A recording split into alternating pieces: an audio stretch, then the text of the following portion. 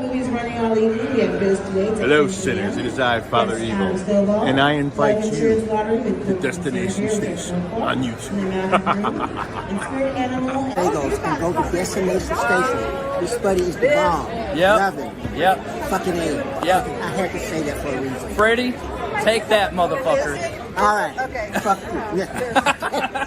Jamie Kennedy. Subscribe to my man, Destination Station, right now if you want the best content.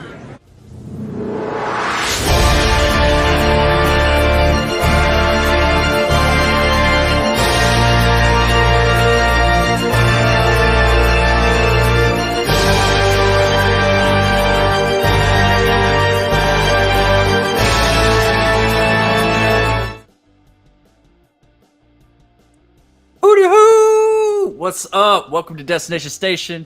I am so glad to be here again. We are continuing our Final Destination live stream watch parties that we've been doing all week long, and we are watching Final Destination 3, leading up to the highly anticipated sequel, Final Destination Bloodlines, which the embargo lifted today, and there's a lot of early reactions. So it sounds pretty positive. I'm not going to talk about that right now. I might talk about it after the stream, but I am liking what I am hearing, so I am very excited to watch this entire series over again, because I have not seen most of these sequels except for like one time when they originally came out. So buckle up, grab your popcorn, grab your favorite beverage, and come hang out and watch along with Final Destination 3, and let me know what is your favorite entry of the franchise, and what is your favorite kill?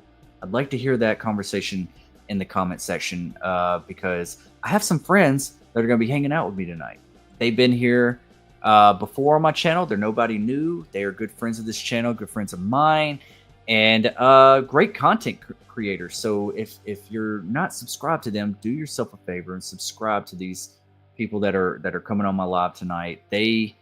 Some of them have seen the sequels, and we have someone that has not seen all the sequels. So we're going to be watching Final Destination 4 tomorrow night, and then Final Destination 5 sometime over the weekend, maybe early next week. We will see. But buckle up. Going to bring on my first guest for the evening, and you know him as Dominant St. Clair. What's up, Dom? What is up? What is up? How you doing, man? I'm good, man. I'm really good, man. I'm excited to be here again to watch some Final Destination. Yeah, and you know, we talked a little bit backstage and everything. You're a big fan of this franchise, right? I watched all of them. Yeah. I watched all. Is it like one of those horror movies that you could watch over and over, or is it just like a one and done type of thing? Like you're revisiting it now because it's something I watch over and over again, especially like number 4, and sometimes I'll put in 5 or 1, you know, once in a while. But 4 is always the one I rewatch because it's just fast paced. It's to the point, you know. It's fun. It's absurd, but it's fun. It's fun that way, you know. It just doesn't take itself seriously, so that's why I rewatched that one. But I've seen all of them, and I pretty much know the gist of every movie. Yeah. And the reason why I'm rewatching this is because of the new Final Destination movie coming out, Final Destination Bloodlines, and you're doing a watch party. I'm like, you know what? If I'm gonna watch this movie, I'm not gonna watch it alone. I'm gonna watch it with a couple of friends, even more, on Destination Station's channel. So thank you for having me on the channel to watch this. Yeah, man. Yeah, absolutely. Thanks for hanging out with us, man, because we're just getting this train started, dude, because we got a lot of watch parties coming out. I have some reviews about to drop. I got Scream Talk Friday night, 10 p.m. Central. I'd like for you to join that as well, and for everybody else that's watching to come along and be a part of that conversation, because we're going to talk about all Stu Mocker theories on that stream, kind of get that back rolling a little bit. And yeah, I've always been a big fan of the Final Destination films. One has always been my favorite. But I am really glad that we are revisiting all of them together because I'd like to see them now through a different lens. Because, you know, I mentioned it before, like I felt like whenever these movies were coming out, they were coming out very frequent. And it was like, or am I getting that Saw fatigue where we're getting them like every year? And I'm kind of like, all right, by the third or fourth one, I'm kind of like over it by now. So I'd like to see what my thoughts are whenever we get to 4 tomorrow night. So yeah. I know you speak highly of that one. So, but yeah, man, thank you for being here. I can always count on you. And if you're not subscribed to Dom, do yourself a favor and subscribe to him. He puts out great horror film content. He does horror games. He kind of dabbles in a lot of different games, a lot of streaming and stuff. So if you're into that, and you're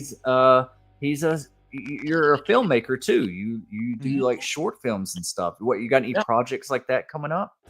Absolutely.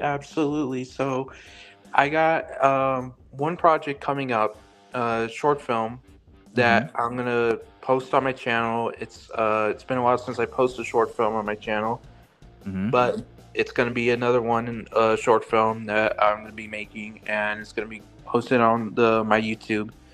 And we got more short films and even fan films, you know, coming up that we're excited to bring to the channel of Dominic St. Clair Gaming Films and Comics. So we're doing our best over here in Southern California to get these films out onto the YouTube platform so you guys can watch it and enjoy it. Hell yeah. I'm looking forward to it, man. And we got somebody else knocking at the door. A good friend of mine. She puts out amazing content over on TikTok. You have to check her out. She's such a great soul. She's been a really close friend of mine that's grown over this past year. And, you know, when you meet your people and you just kind of click, you just know that's your fam. That's your people. And that's how I feel about the one and only Lady Luna. What's up, Luna? Hi, everybody. How are you? Good. Tired. It's been a long day, but I'm happy to be here. Definitely been a while in the making. How long have you been trying to get me on here? Just for a minute. Just, you know, maybe about a week or two. Yeah. No, it's been a little bit longer than that. Something like that. Better late than never. So. Yeah. Dom, Luna, y'all know each other? Have y'all ever? A little bit. Maybe in the chat. In the chat. I see. Chat. Yeah. Luna, you got anything like special coming up? Any projects? I know you're trying to get your YouTube channel really up and going. You got a big presence on TikTok. Yeah.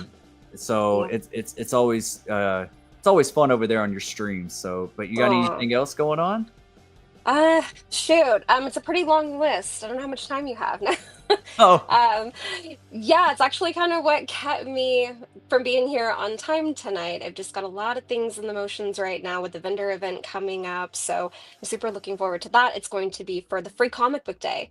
So if you guys don't know, it's the first Saturday in May, and most comic book stores give out the free comics. They can just grab them and distribute them. So if you're into that sort of thing, definitely go check out your local comic book store. Okay. Awesome. Yeah. All right. Growing up, were you big into comics? Are you still like? Not as much. What kind of comics? I'm curious. Well, you know my love for the Crow. I do. But then Batman. Batman is my jam. Okay. Nice. Yeah. Nice. Yeah. Yeah. Batman's my jam too. Like, you like any horror comics or anything? I know that they kind of dabble into that a little bit. I never really got my hands on any. Neither did I, but I hear good things. So if I come across any good ones, I will send you a copy. Oh, thank you. I appreciate that. We do have another guest tonight, but I think he's having some technical difficulties. We might give him a little bit of time just to see if he can get his stuff together. But it's so glad to have you both on here. Thank you. Yeah. Luna, I assume you're a Final Destination fan. Yeah. Just a little bit. Just a little bit? All right. What's your favorite Final Destination film? It's a tie for me. I think I actually mentioned this last night, but I'm a fan of the first one for many reasons, but number 3, it's just there for me. So It's a toss-up. Yeah. Well, you're on the perfect stream then, because that's what we're watching tonight is number 3. Yeah. So, and I can't remember much about 4 except for the race car thing. You know, yeah. I know it kind of doesn't take itself seriously. It's Dom's favorite. How am I pointing that way? It's Dom's favorite. Yeah. So Yeah.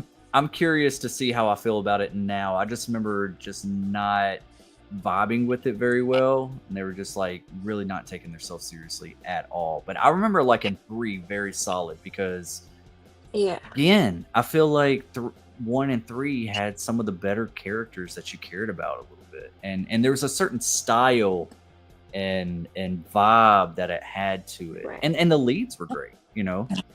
I thought that it was great to have like a guy and a girl lead. It was just kind of like the first movie a little bit. Yeah, I'd agree. Are you afraid of roller coasters because of this? I actually love roller coasters, and believe it or not, the movie did not change that for me. It just definitely validated the first thing that I think before I get on every coaster.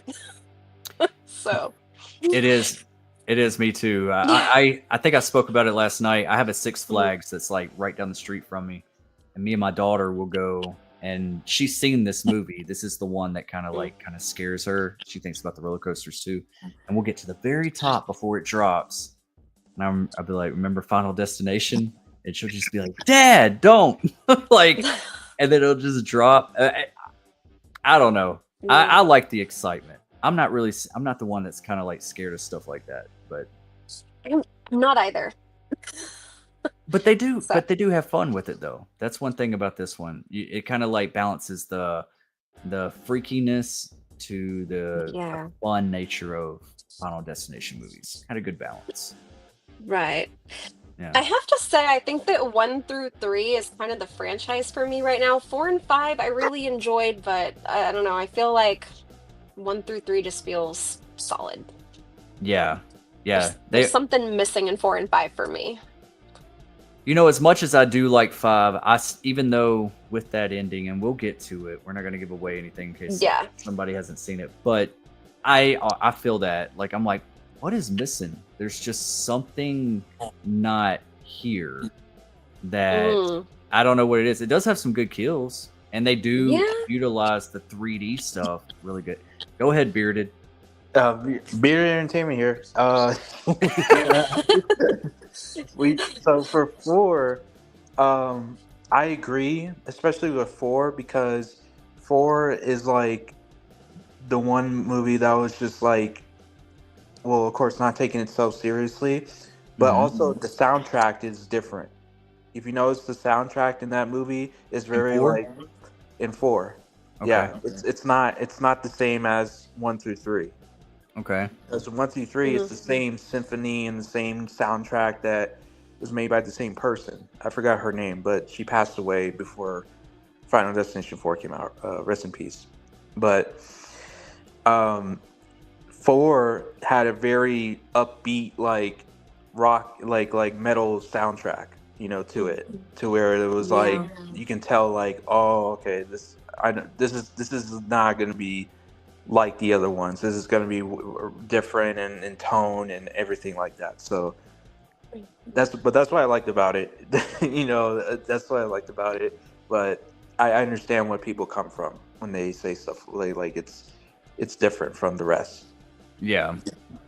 And I just remember, like, I know they just like really dove deep with the 3D stuff to where the point, like, I can't honestly. I'm even though I remember it being like my least favorite, it's the most excited I am about every sequel I'm going to watch throughout this series, because I can't remember shit about it. I remember the race car thing, and I remember the pool sequence, and everything else I don't recall anything else.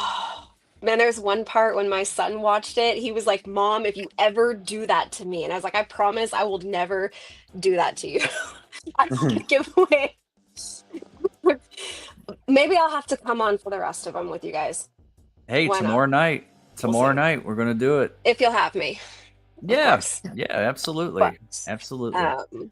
Yeah, it's a good one. There are a lot of really good things to it. I think they really got very creative, especially with the way that they incorporate, the younger audience. It's pretty interesting. They're making like extra younger Final Destination fans. It's Oh, pretty interesting. is that what they do with 4? Or are they a lot younger?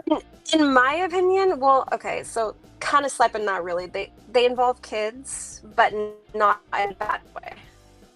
Not in a bad Okay. way. Okay. All right. Interesting. Yeah. I can't wait to watch it, honestly. So, but we got to do 3 first, and this is probably it's a toss up between 3 and 5 of what's my favorite sequel. But I would probably, if I really had to choose, it'd probably be 3, just because I just really enjoyed the characters. I liked what they did with it, and it was fun. And I think a lot of it is with the same director as the first film, James Wong. I think that had a lot to do with it. So yeah, and it kind of like had a little bit of an emo vibe to it too, like I thought there's a little, and I liked that. I was like, all right, yeah, you know what's up. So hell yeah. But we are still waiting on Marcus. We might have to go ahead and start without him until he can get his stuff fixed. But I'm gonna get to the chat for a minute, and as we wait, see if he can come on in. Thank you both for being here. of course. I really appreciate it. It's always a blast to watch movies with people that you love. But let's see here. King Matthew the Third says, "What's up, guys? I actually just finished Final Destination 2 and 3 today. I really love the series so far. I start on 4 tomorrow." So do we, man.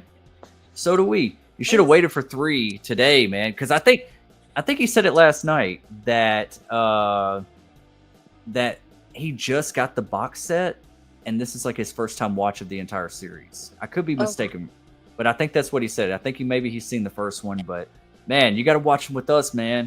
But if you want to rewatch 3 again tonight, we're about to hit play and get this started, but definitely come back for 4.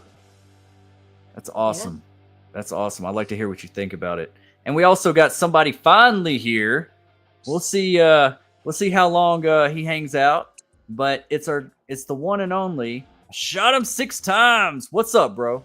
What's up, buddy? Yeah, sorry for all the technical difficulties, but I think I figured out the issue. So working on the mobile network instead of the Wi-Fi, I had to turn that bad boy off, and it seems like everything is going just fine. So ready to get the show on the road. We're ready to watch Final Destination 3 and continue this marathon that we're on leading into Bloodlines. Nice. And what's up, Luna? Nice to see you. Nice to see you too. How are you? I'm doing all right. Not too bad. Happy to be here with you all tonight. Yeah, I'm happy to be here too. I was telling Destin, it's been how long? I think it's been like a couple of weeks is what he's thinking. Sounds about accurate. He's been trying every to get day's a blur to me. Like yesterday was last year. I don't know. I realize that. I feel so bad because you guys have literally been asking me for well over 6 months to come on. So we have. I made sure I'd planned my entire day around to be here. So thank you for having me. Thank you for waiting. Let's have some fun. Yeah, absolutely. And we hope you come back for 4 tomorrow night. So that'll be Marcus's first time watching 4 and 5. He's never seen them. Yeah. Yeah, I stopped after this one. Hell yeah. Yeah, I did. It just felt repetitive, like I told Destin, that was the thing about the Alex Browning character, in my opinion, that was so captivating in the first one, is that you wanted to see that character come back again. And we just kept getting new characters to follow, and it's just like, all right, you know what? I see where this is going. Let me just stop while I'm ahead. But I keep hearing about 5, so I'm not trying to crap on 4. I hope I have a good opinion of that, but I'm really excited to see 5 because I just keep hearing such rave reviews about it. We're gonna see because I might honestly 5. I remember walking out of 5 and I was like, man, that actually stepped it up for me.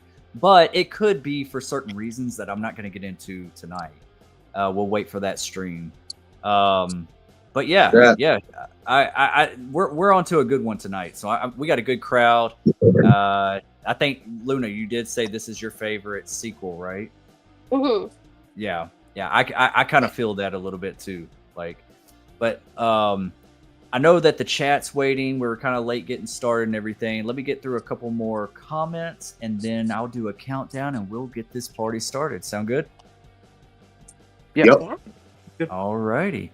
We got Talking Star Wars in the house. Says, y'all should watch 2024 stream. One day, Tony is in it. David from Art the Clown, actor, is in it as well. That's a one that I think I have. I just haven't watched it yet. Have you seen Stream? I thought I thought that didn't come out yet. I thought it got like postponed to this year, like for later this year. So now that I know it's out, I'm gonna have to watch it. Shudder. I think it's on Shudder now. Yeah. They less. Yeah, I think I bought it like digitally, like on Fandango, Vudu, or whatever, and I just never watched it. I was supposed to. Danielle Harris is in it. Tony Todd. Got a bunch of horror. A lot of them, bro. Like I'm about to say, a lot of like horror icons who have been holding it down in the underground, as I like to say. A lot of them are in it, you know. So I'm actually excited to see that now that I know it's actually out. I didn't think it was already. Yeah, we'll definitely have to check that out because I am a fan of what they're trying to do in that movie. King Matthew III says, I actually think Final Destination 2 is way better than 3. I enjoyed the story of 2 more than 3. Wow, I mean, hey, there are a lot of people out there that love that Final Destination 2 is like better than the first one. There's a lot of people that like it more than first. I'm not one of them, but you know, I know that 2 is up there. I really think 1, 2, and 3, like Luna said earlier, they're solid. You know, like they're just a really tight trilogy. They could have just stopped and we would have been satisfied. You know, but I'm glad we're getting another one. So yeah, Denisha's in the house. Hey, Denisha, what's up? Hashtag digital bouncer. Kicking trolls' asses one stream at a time. Oh, yeah. We got to get Brock Willis back up in here. Brock Willis.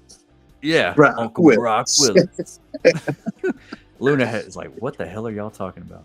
No idea. Can you tell it's my first time? It's what? It's my first time here. Can you tell? No, you're good. You're doing well. I don't know what Dom's doing over there. Leave that dog alone, man. I'm kidding, man. He's bothering me. I'm messing with you, man. We got Val's in the house. What's up, Val? How are you tonight? Val's going to be hanging out again tonight. Good to see you. Absolutely good to see you. Hashtag General. She is the General. Been there since day one. Facts. Big facts. Yep. Still rolling strong. A troll's in the house. Hey, everyone. Good to see you. Stream is good. Awesome. All right. Look, we're going to just go ahead and get this thing started. We're already a little bit late behind. We're about 40 minutes behind. Thank you all for being here. I hope you all got your popcorn and your favorite beverage. And let's watch a good damn horror movie tonight. Sound good? Hell yeah. Yes, sir. All righty. Y'all got it up and running. I'm going to do a countdown from 5. Same thing with you, chat. When I get to 1, just hit play. All right. Ready to go? All right. Going to count down from 5, 4, 3 Mississippi, 2 Mississippi, 1. Play.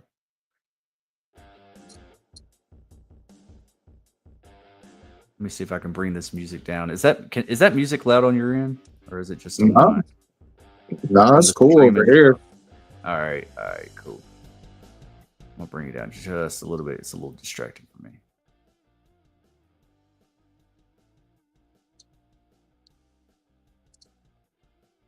Hold on real quick. I gotta turn my mic off. I gotta go turn something down.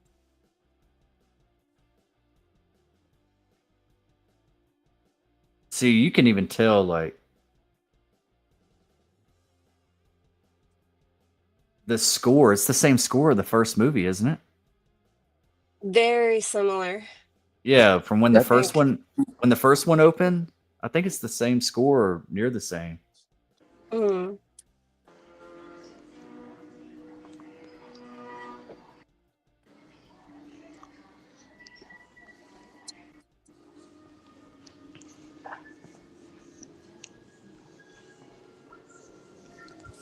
Yep.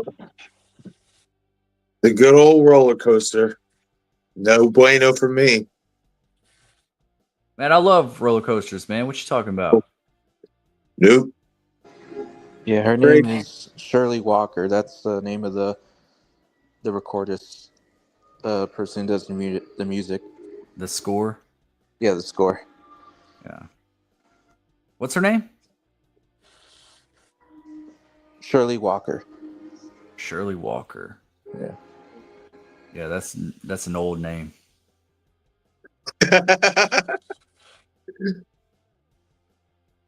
Sorry, I'm not old shaming.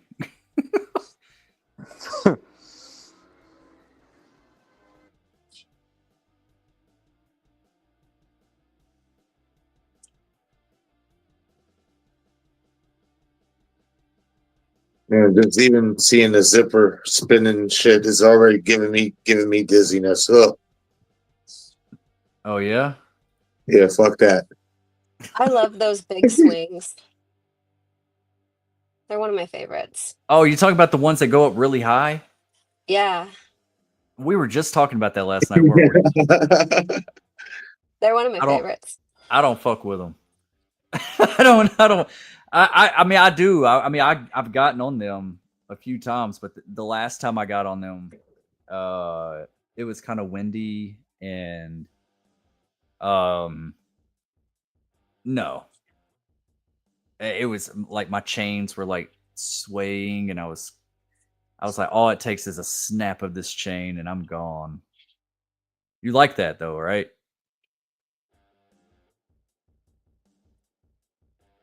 Hey, give me a timestamp. Gotcha. 129:30. Oh, wow. Wrong. Look at I'm the at- wrong number. Don't listen to me. I'm at 3:15. Damn, you're at 3:15. Yeah, I pressed play when you said press play. Do you want me to go back? Where you at? I'm at 3 minutes and 38 seconds. 3. All right. Right there. There we go. 3:45, 46, I'm 47. right where you're at. Okay. She's next to the roller coaster. 3:52, 53. Now, see, shit like the slingshot, I can do stuff like that. You know what I mean? Because it's simple. It ain't all this flippy dippy shit. See, that's just, this shit is just too much. No. Like, I'm sorry. It's just not happening.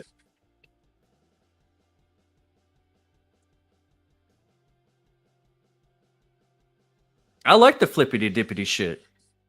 Bro, I'm telling you, that shit malfunction the wrong way or shit break off. No, it's over. Benito, no more. I've always wanted to be stuck upside down on a roller coaster. Yeah. No. Hell no. Like, just for not long period of time. Just let me be stuck there for like 3 minutes. That's all you. I could never. I do not do those ones that they go up and they stop and you watch them intentionally stop and you're just suspended and they're no. And why does it do that intentionally? That's fun. I love that for you. If that's fun for you.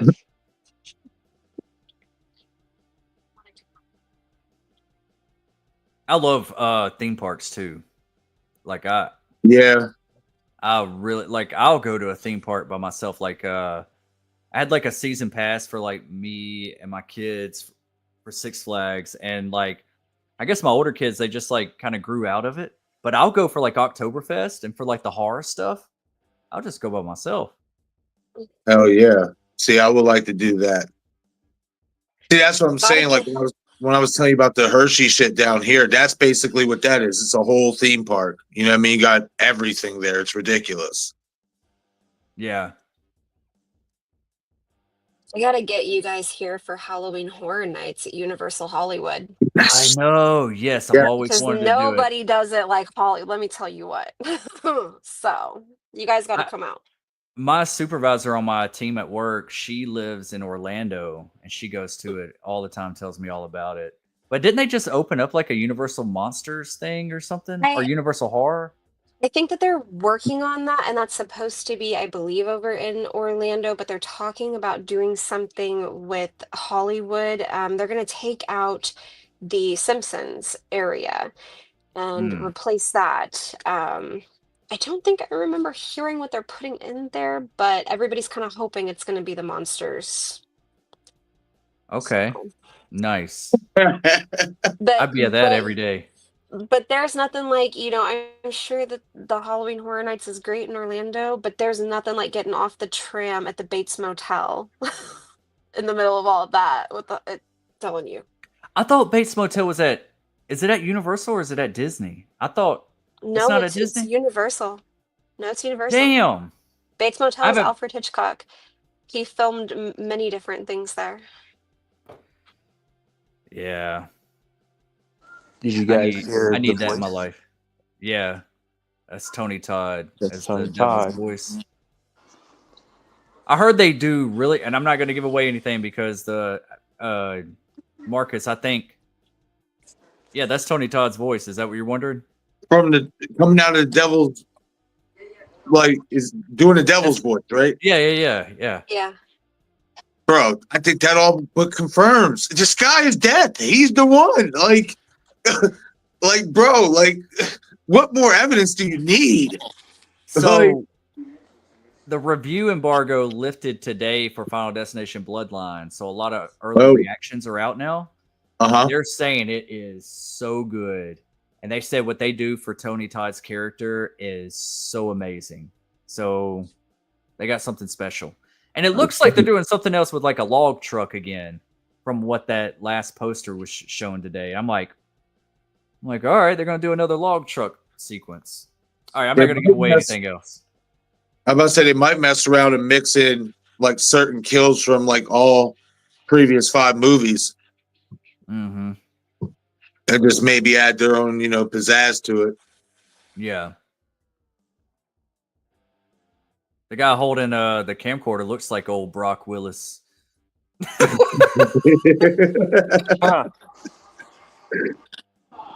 Okay, I think you guys might be like a second or two ahead of me because I tried to backtrack to get where you guys were when we did the timestamp. I think so. I'm at 8 minutes and 57 seconds. I can pause it for a second. Yeah, I'm at 8:58, approaching 9. I'm at 9:05, 9:06, 9:07. Just watch the handshake.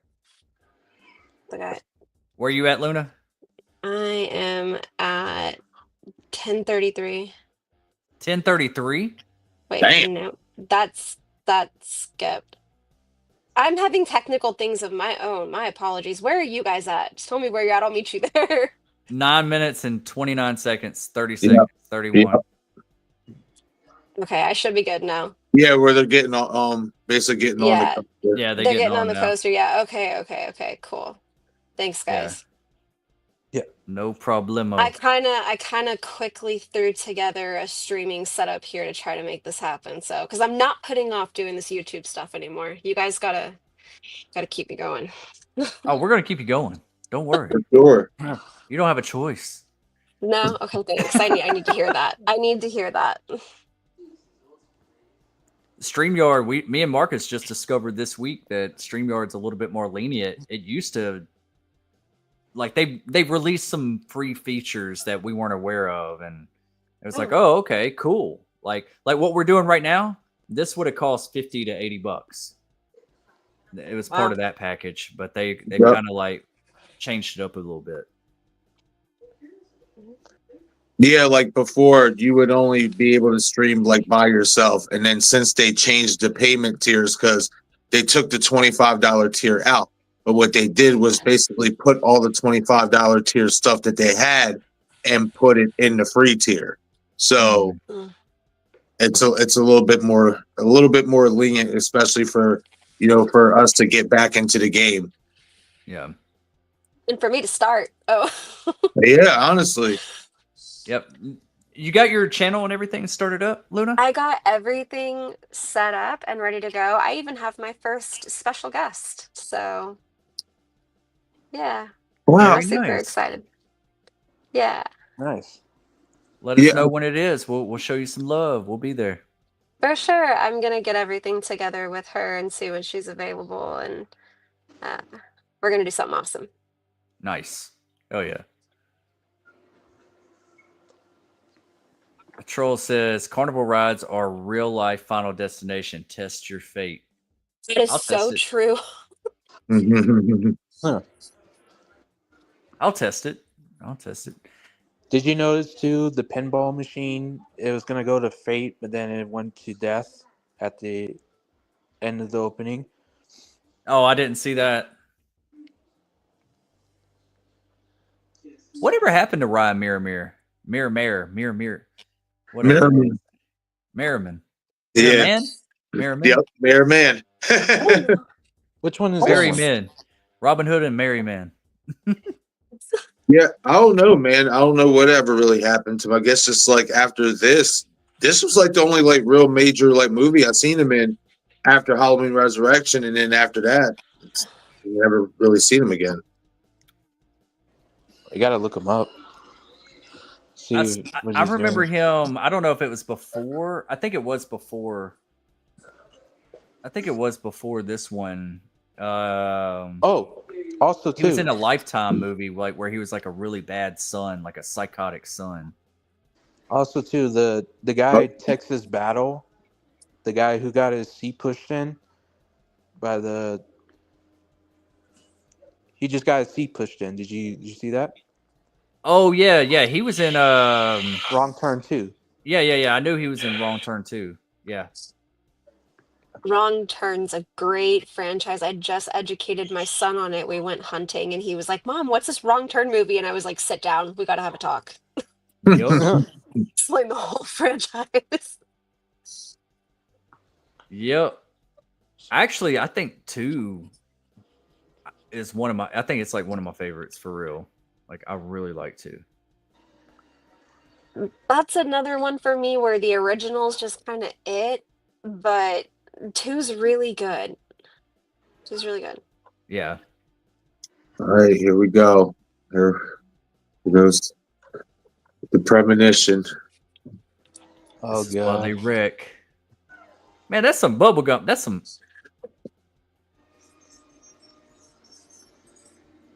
See, that's what I will say about this franchise again.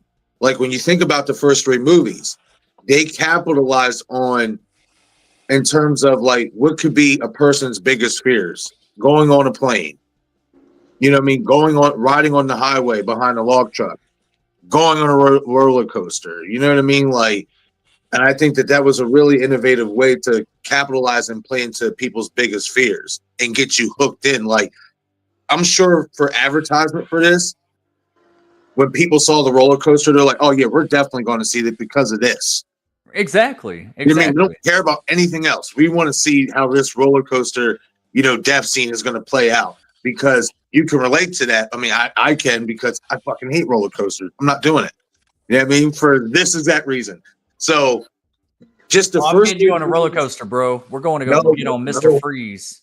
Nah, bro. That, man. Nope. And the big I'll put it this Texan. way: if it does this type of flippy dippy shit, bro, you count me out. What if it doesn't do a flip? What Okay, if it's don't. if it's just steep? If it's just regular, cool. But all this extraterrestrial shit, nah. Extraterrestrial. Nah, bro. Like it's just too much, bro. Like that's no. Hell no. Honestly, I know some coasters that don't even go upside down, and they're more sketchy than the ones that do. Yeah, I'll take my chances with those better though. I'm just not. No. Man, No. this makes me want to go. DJ, I'm watching it on Vudu. It might be, you might have to Google it. It might be free on another website, maybe Amazon Prime. I don't know. How are y'all watching Max. it? HBO Max. It's on HBO Max, DJ.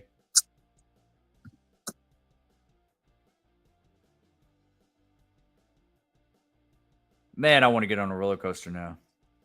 So Six Flags is only about an hour and a half away from Universal too. Oh, So okay. if you guys come, we can go to Universal and then we can go to Six Flags, and I can take you guys for tacos on the way because there's so I'm many down. great spots. So I'm just saying. I want to go to Universal Horror Nights, and I want to see the Weekend's attraction. I want to see what that looks like. I bet you that's cool. A lot. I Especially with want to this movie see. coming out. I want to see if there's a lot of like visualistic shit in there, and I believe it would be, just because of how he is with his music videos. Yeah. Yeah. So DJ, if you're listening, yeah, they have Final Destination 3 on Amazon, HBO Max, Netflix, Roku, Tubi. So you have a few options. Yep. No, bro. Okay. You see what I'm saying? That damn see, no, bro. No, bro. No. We're not doing it. You saw that? No, that shit flipped right off, and now everybody's flying. No, hell no, bro. And as soon as look, and they spinning and shit. No, bro. No. I like how he flips back and catches them. Right. Just think you're Bruce Willis, man. Nah, not in that moment. Nah. Oh. Oh. Whew. It's a little too special effectsy when with a couple of the deaths, but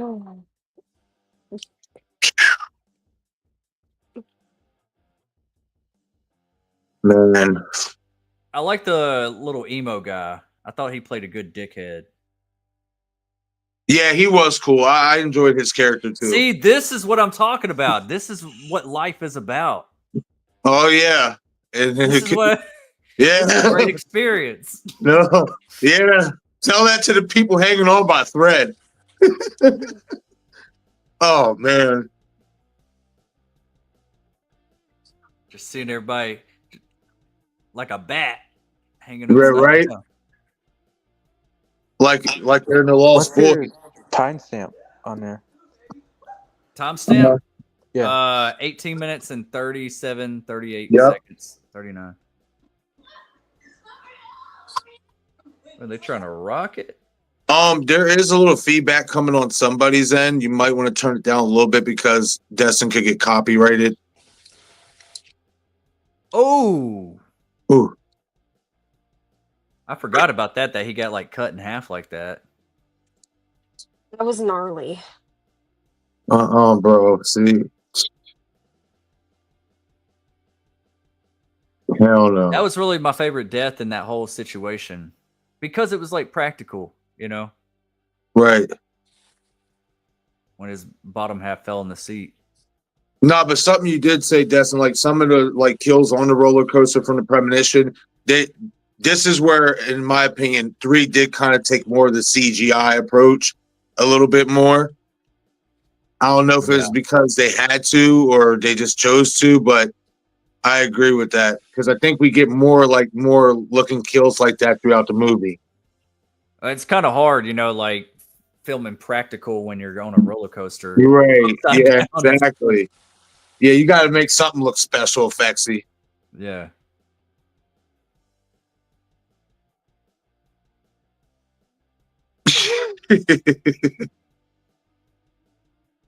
Oh, he was kind of doing the Kerr Smith thing for a minute. Mm-hmm.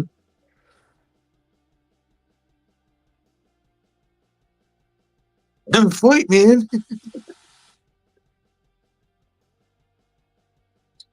So high school.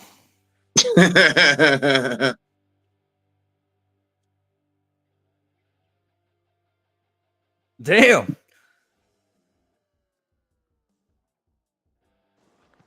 Just smacked shit out of her. That's crazy, man. See, and this is another thing I like better about 3, though, compared to 2, is that these main cast of characters that we're introduced to, I've seen these people before. I never, those actors in part 2, I didn't really see them before. You know what I mean? So like that's what really got me hooked on 3 is that I know these actors, like, and you know what I mean, I've seen them in other stuff like Ryan Merriman, you know what I mean, Halloween Resurrection and other stuff growing up and all that. Didn't have the same effect in part 2, in my opinion. Yeah. Nah, wait a minute. I call some baby bag bullshit.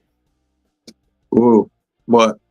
Why did it wreck again when the guy with the camcorder is no longer on the roller coaster that caused it? Remember his when he was on it, his camcorder fell out and wrapped around the track.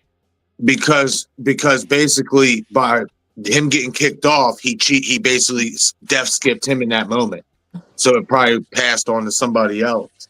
But that's what caused the wreck. I think that's a good point though.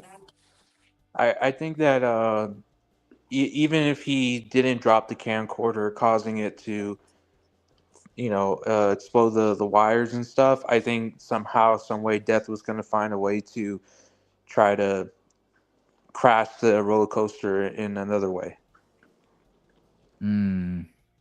So Death always finds a way to, like, even though he had a plan right there. Found a way. Yeah. Yeah, but even, that was his original plan, was Frankie to be the one to drop the camera. He had to maneuver. We didn't see what happened, but on the second attempt, but like to maneuver, he had to like do something else. Death had to do something else in order for the roller coaster to crash. I want to see what that something else was, though. Yeah. I agree with that because we did get that in the first 2 movies. Yeah.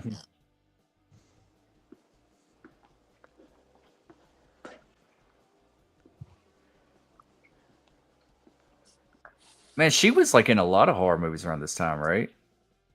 She was, yeah. Mary Elizabeth, I think so, yeah. Yeah. She was in Black Christmas. She was in Death Proof. That's right, yep. She was even like Die Hard, Live Free or Die Hard, right? Mm-hmm. Black Christmas? Yeah, the remake, yeah. Yeah, the remake.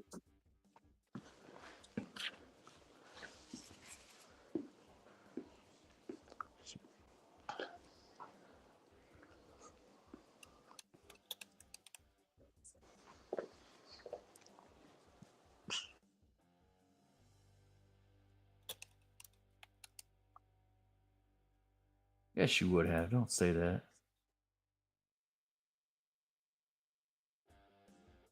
Okay, so James Wong helped write this one too.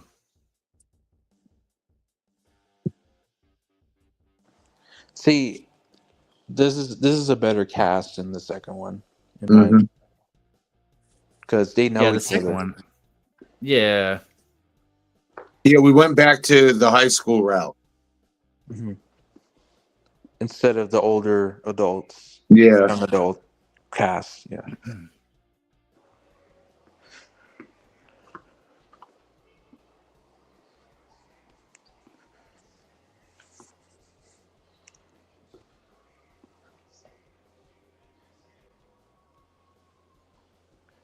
Totally. Not just even the fact that it's an adult cast, and high school difference for me, but I like that they know each other and they're close. I feel like, well, close to, their extents in their groups.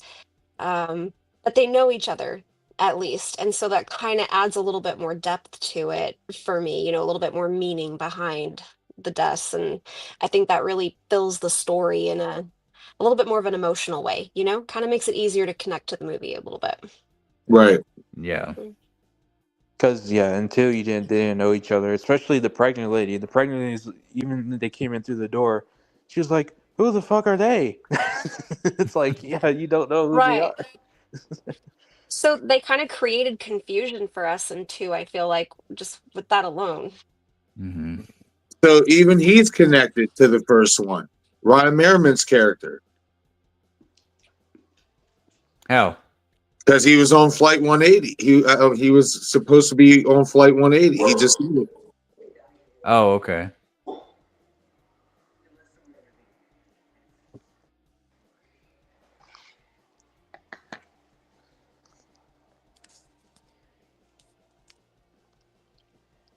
Oh man, and fuck, dude, I'm just thinking about bloodlines, just like how they're gonna connect all this.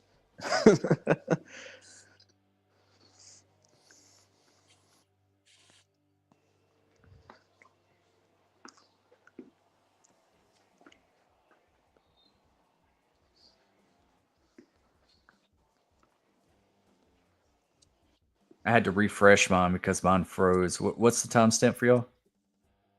26, 43, 44, 45.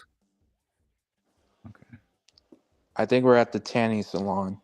Yeah. Oh, okay. She just All ding right. the bell, and Yeah, we're about to be at 27 minutes. this dude on the phone, he makes me laugh.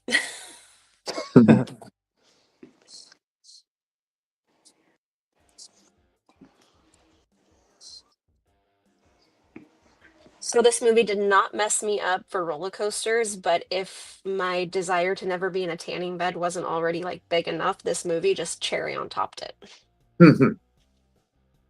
You know what's kind of weird? Like watching the first movie. Remember the two girls that was actually on the plane that wanted to switch seats with Todd? Kind of reminds me of these two girls that are in the tanning bed. Yep. They kind of had like the same color clothing and same type of vibe. Yep. I did not even think about that. Mm-hmm. That's crazy. Val says the actors had to ride the coaster like 26 times to get all the shots for the coaster scenes. I would have been. I wish I was there. I'd ride the coaster 26 times. Good.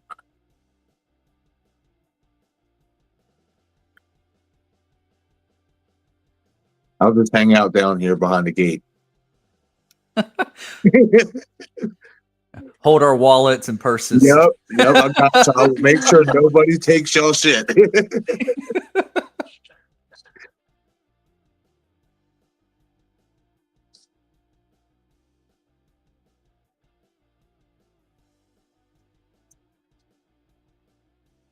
Yeah, these ain't no high school kids.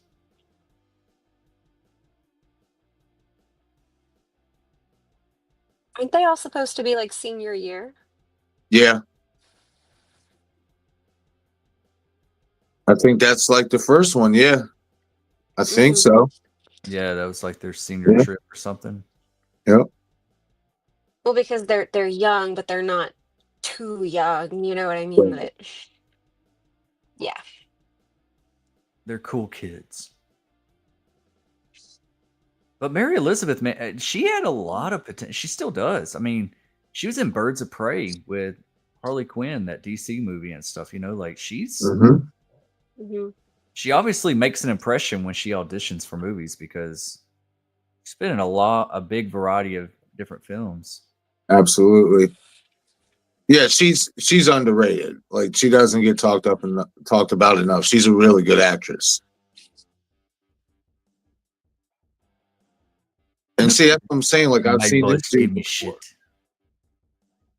Like I've seen this dude before. If I'm not mistaken, I think he played in A Man Apart or whatever with Vin Diesel. If it's not him, he looks just like the dude, but I think it is him. Like they have recognizable people. Yeah.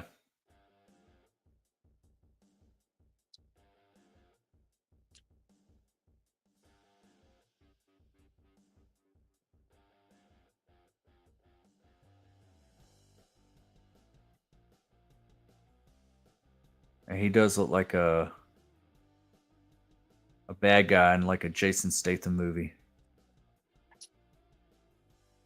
Okay. Yeah, he does. Oh, here we go with the wind. Mm-hmm.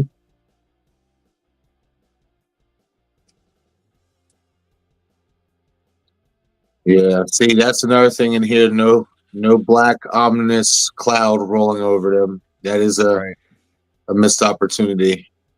Man, I'm fingers crossed that they bring it back in Oh. Bloodlines. Luna, you ever seen The Frighteners? Very long time ago. We were talking about that last night. You know, like death coming after them and the number being in their forehead. Like,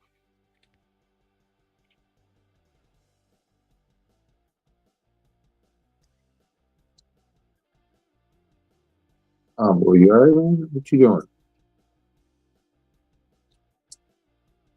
you getting into, man? I'd like to hear, like, I've never watched the commentaries on these movies, but I'd like to know if they ever do have like a reasoning why they didn't bring back that effect, you know? Yeah, I agree. They should have kept it. I mean, Yeah. that's what added the mystique to the first one. Mm-hmm.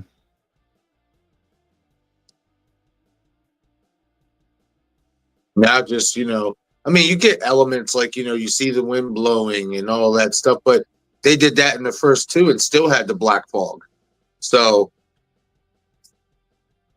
I don't know why they never brought it back.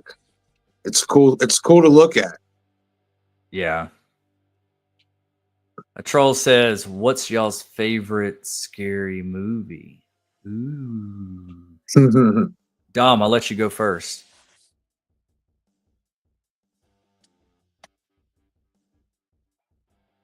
Dom ain't there. All right, Luna, it's on you. I would have to say it would be the OG Scream Hell yeah. for so many reasons. But that if I had to pick one, it's really hard though, but it would be that one. Yeah. Marcus?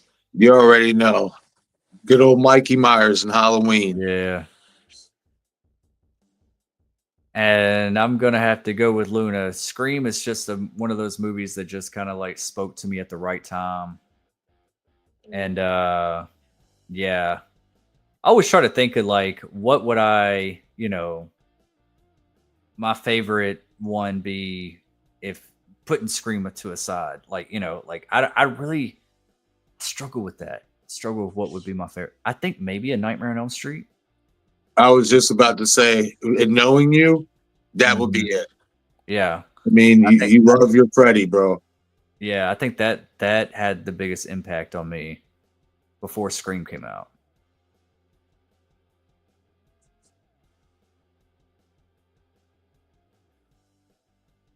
Troll says, agree, Michael Myers.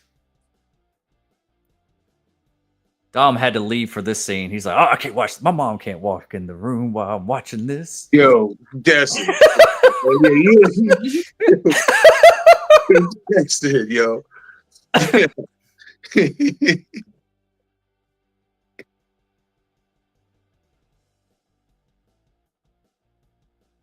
just can't with tanning beds. It freaks me out. And then again, another thing that this movie, I was like, yep, see, and that's why. Fear affirmed. You think they got the whole tanning bed idea from I Still Know What You Did Last Summer? I was thinking that whenever I saw this. Did that come out before this? I think it did. Yes, it did. Yep. Yeah. Yeah, probably.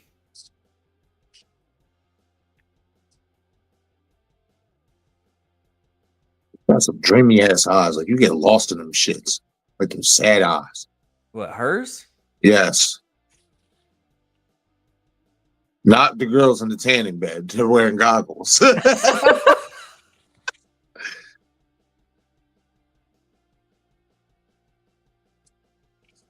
was listening If I ever go to tanning or something, that's always going to be like a stand-up tanning bed. That would be a cool one. If they brought that back and had like one where you're like stuck in a stand-up one and you're just like catches flames and you're just in there burning and can't get out. Yeah. No. Luna's like, nope. No. I love you guys, but no, I will be in the car waiting. No. I heard on one of those like Good Morning Today shows or whatever that they have something called tanning pills that you like take this little capsule and it's got like the tanning solution and it's supposed to tan your skin like from whatever's in it. And the first thing I thought is, how can Final Destination incorporate that? It would be like an Right? upgrade to what they did in 3 with the tanning beds. They could upgrade it, you know?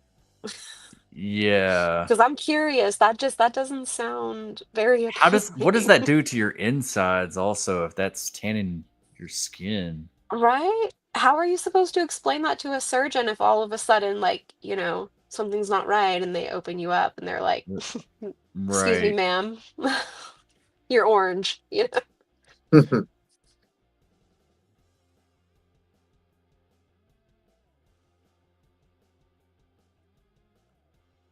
Oh, snap.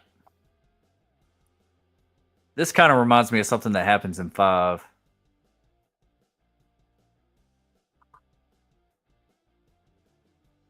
Oh, y'all stuck.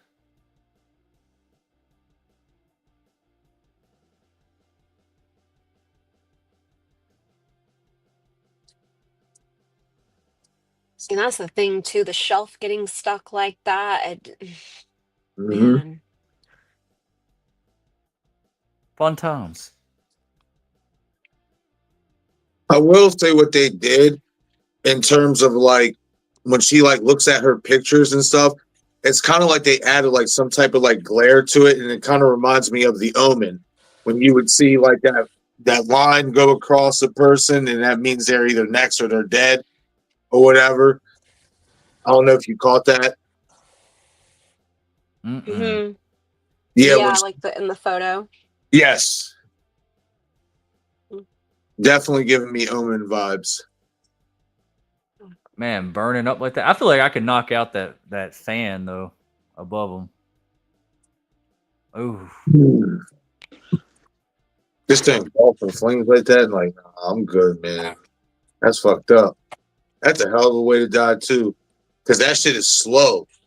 I love that transition from them laying in the tanning beds to The funeral, So I love how the families put them together. right? right. Yeah, one's got like a pink casket, and the other's got a white one. That guy, I know him from something. What was he in? He was in Which What? something one? I want. Dude, emo guy. I know he looks so And familiar. and I feel like it was something that wasn't too far off from when this came out. That's gonna drive me nuts. I'm gonna have to look him up. I keep thinking like he was like in like Halloween Resurrection as the emo guy, but it's not him. But he kind of Nah, Okay, remember I'm he? gonna have to find I out who know it who you're is. talking about. Remember he played the sheriff in Dark Harvest. man. Dark Harvest was Mhm. good. Yep. It was. Um, his name is Chris Lemke. Limchi. Yeah, something like that. He was in Ginger Snaps. Okay, yep.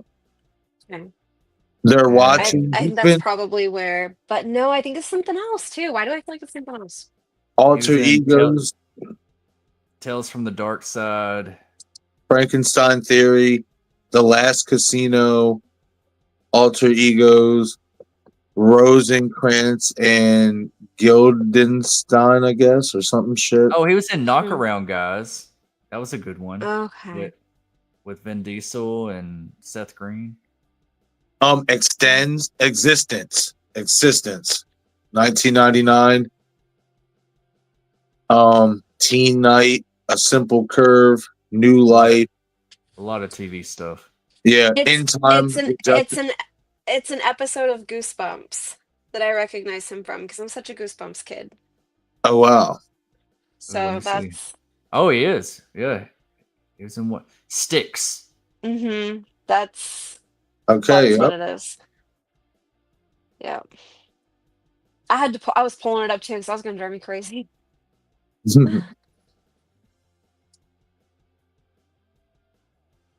the girl too. I recognize her. What was? Now I gotta see. But I think that she was something too. It was a show. Mm.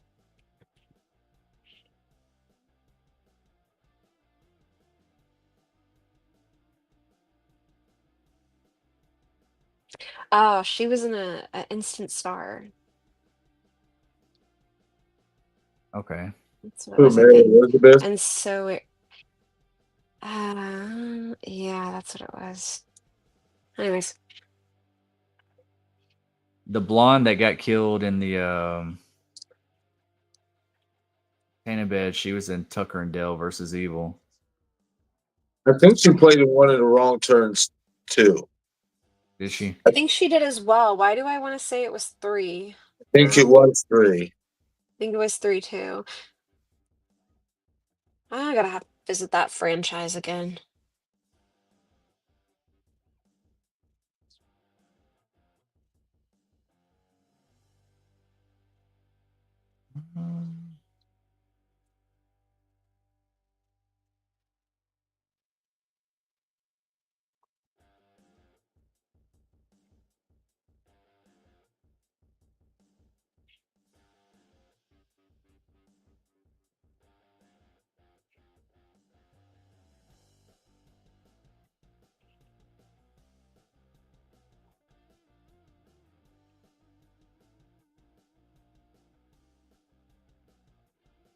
Where are you guys? Where are you guys at?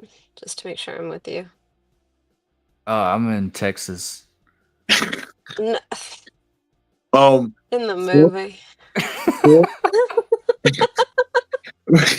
I can't even get the damn. Sorry.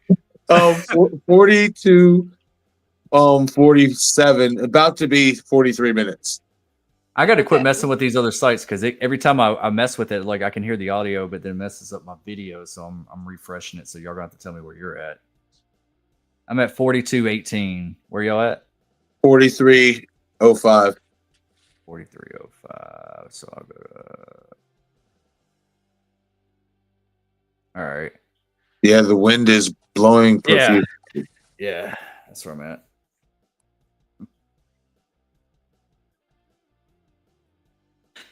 See, in my Scream sequel, I want to see Martha Meeks get killed, and it brings Sydney and Gail, everybody back for a funeral. And then before she could leave, she gets a call from Ghostface, and something else happens, and she's stuck in Woodsboro again.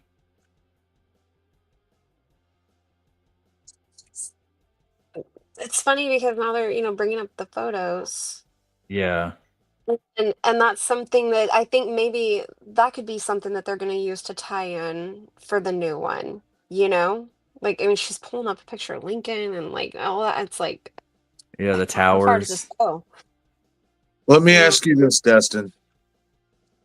In 4 and 5, and I don't care if you spoil this little nugget about it for me, did either of them feature anything or mention anything about Flight 180? Yes. Okay. But I'm not going to tell you what. I don't want you to. That's fine. That's all I needed to know.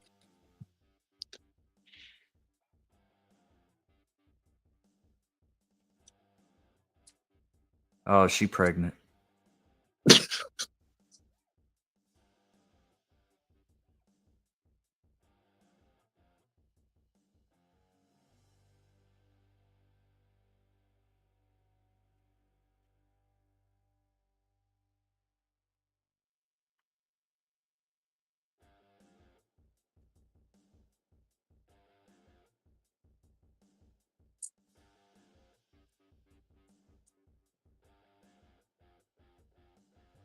Elizabeth Winston's also one of those people that she just really doesn't age either.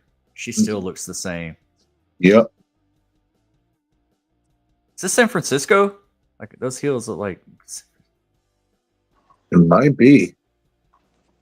I think I Hill. shot in Canada. Oh, there you are. Damn. You scared me. Where you been? He creeped up on us. I've been here. Just lurking in the background. Yeah. That scared the hell out of me for a second. Luna was asking, "Where's everybody at?" Oh, yeah, I'm here.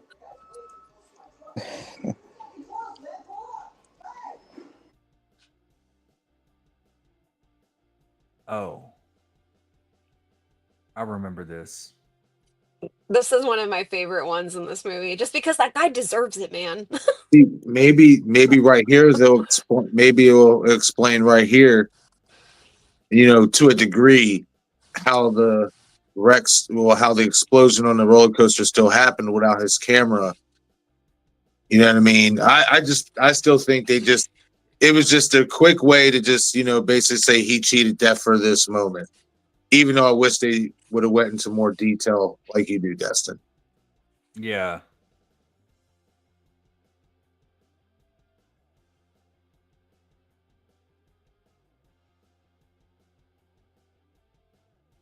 Uh-oh. I wonder if maybe, when they did that with the whole difference with him getting off and his camera and everything, maybe that was a kind of way of saying no matter what they did, it was inevitable, it was going to happen. So she couldn't stop it. There was, Yeah, that's what I like think it is too. that death, is inevitable, kind of little bit of Right, like, life. It's like, oh, just because I showed you it was going to happen this way, it's still going to happen the way I see it playing out. it's honestly a very kind of poetic way to put a very solid life lesson into a horror Right. movie, which I think, and they're all in their own ways, they teach that, Right. So Woo! Fuck. that's Damn. That's the one way to go. That's a horrible way to go, how actually. the hell did that make the engine pop out?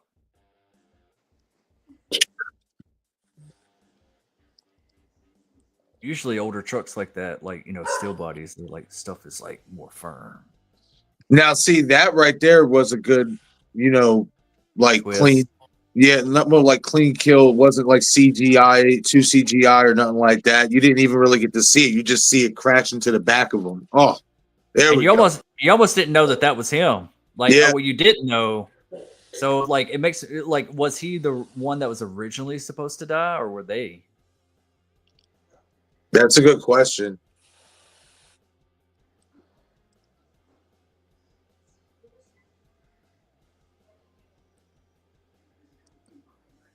Well, I do think he was supposed to be on the coaster if it's going by Dev's plans, but because he was forced off of the coaster, like Dom said earlier, Dev had to reroute basically. Yeah.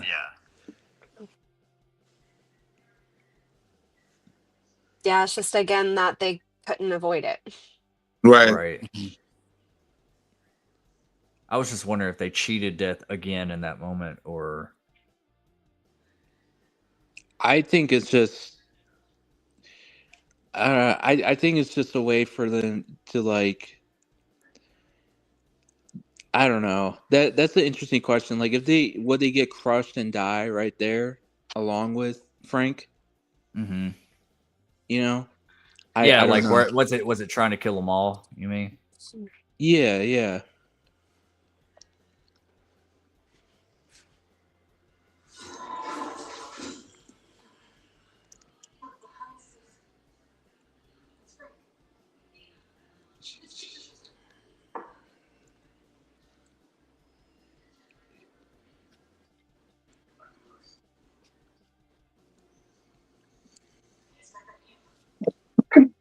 Oh yeah, I remember. See, that's one thing. Like we didn't really get to know like the jerk. I mean, we get to know these two very well, but like there's a couple of characters we don't really get to know very well. Like the emo guy's girlfriend. You almost forget about her, or at least I did. And then True. the jerk guy that just got killed. It was like, It's just You kind of can like tell. they're He just was- kind of. What's that? Oh, you can tell like it's like the horror movie trope. The asshole always dies.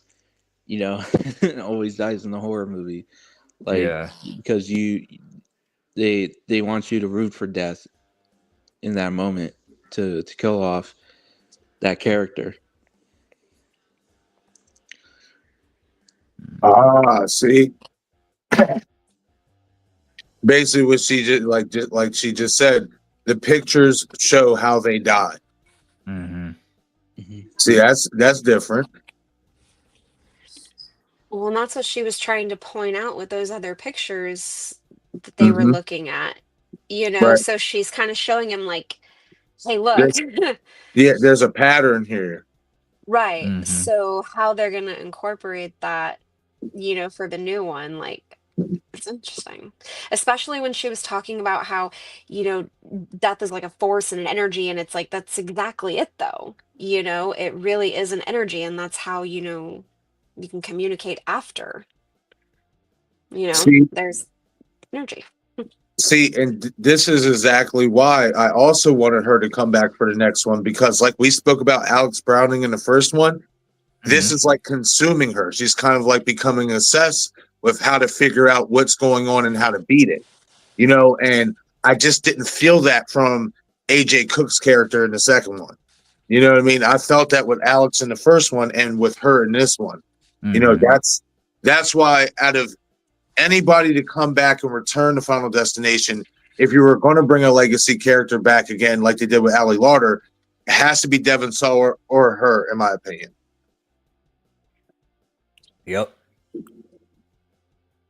Ellie's amazing. I think that AJ had a lot for just the kind of fear, element, but this one she does really well at the whole survival and an actual care, Yeah. That Yeah, I she think really that's does. She does sell it really good. And I think too, like that the pictures we're seeing is Death's design, his new Yeah. design, into how he's gonna like take out people and in which order that they were supposed to die on the roller coaster. So yeah.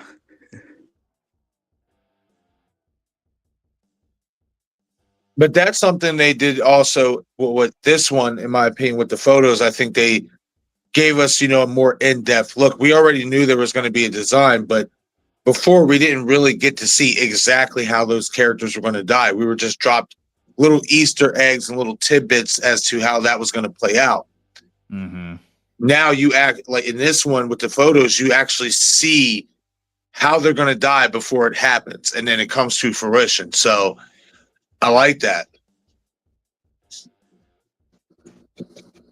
Yeah.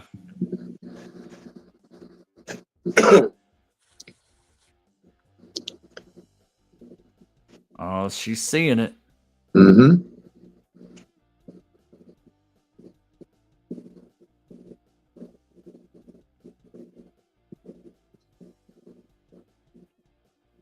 He played a wrong turn as well. The Yeah. brother. Yeah. Yep.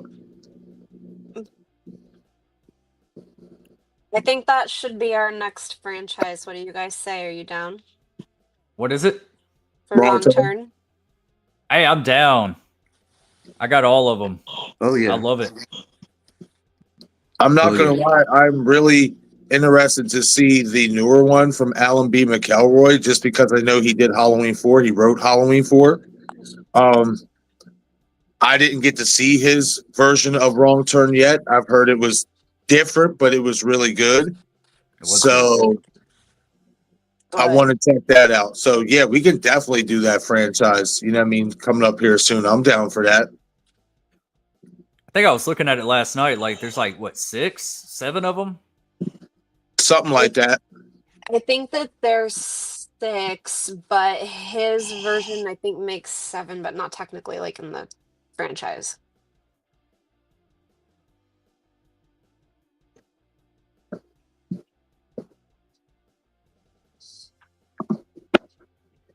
Bang! Woo! I'm talking about. I never noticed that the bear claw flips off and hits the big Yep. dude in the face. Yep. I was like, oh.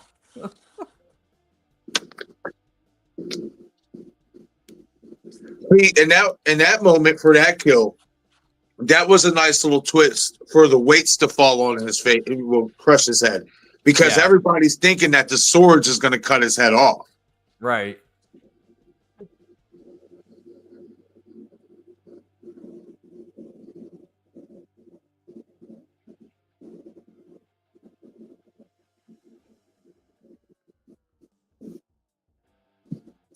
I wonder if they might have considered the possibility for the bloodlines to not make it necessarily so much about, the death aspect, but more about the people who have the premonitions.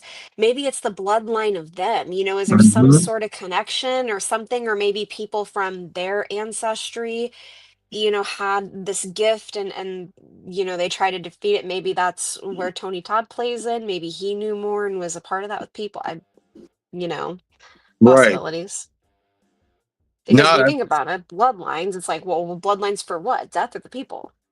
right. Now you make an excellent point, And because I feel like they were going to kind of go in that direction with Ali Lauder after the first one, but they didn't, mhm, like, mhm, because you see the premonitions pass on to her, you know what I mhm. mean? So, which shows that death, could literally be attached to multiple bloodlines.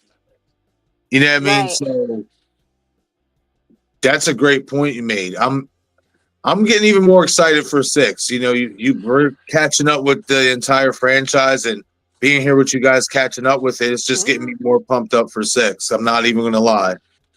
Sam, I'm super excited. I actually got my kiddo and I's tickets to go see it on release day. So Nice. that I was got the my first ticket thing I too. did this morning.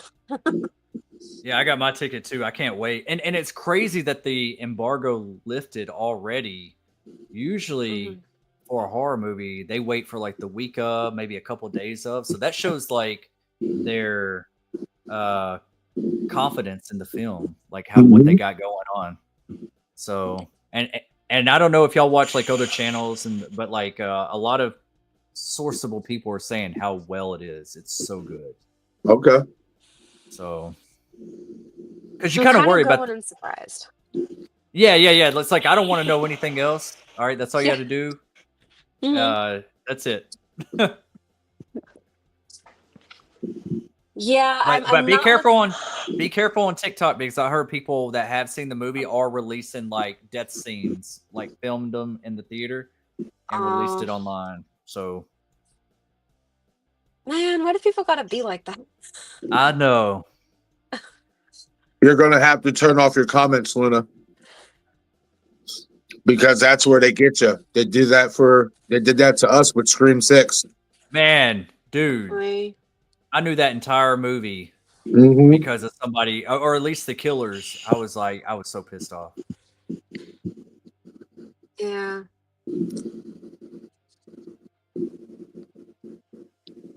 You would think at this point, after everybody that was involved that has died, you would have to think that, okay, I'd be a little scared. Even if I wasn't a believer, I would be scared at this Mm. point because you done had like 4, 5 people die that was involved. Mm-hmm. Yeah, your suspicions would be up. You'd be like, "Oh shoot, that's actually crazy." Yeah, it just multiple people that died, and I knew them, and That was a part of the same situation. Yeah. yeah, Right. and it's like, Some people, okay, uh, some people, even if they have a hint deep down inside, they don't want to admit that they're thinking about it. They just want to live their life, I guess, while they can, even if they are subtly living in that fear. Yeah. Well, yeah, because a deep fear like that can actually turn into delusion and denial real quick. Mm-hmm. So,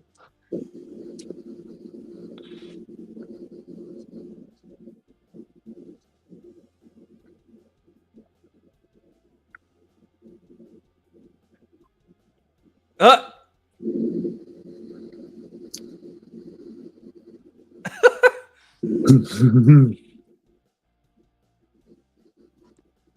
The elaborate, just like. I'd what be do they like, call y'all those sweeping that shit up. Y'all just made me wreck. All right.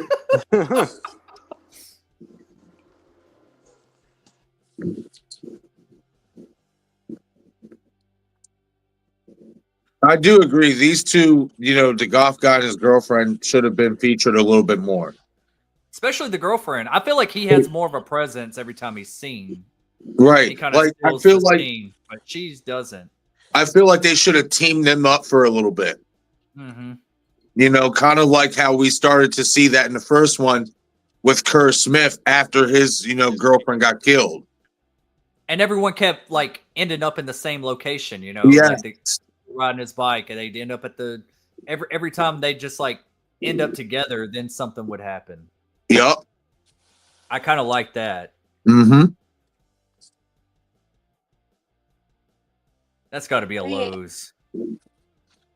I had a little bit of a lag issue with my connection. Where are you guys at?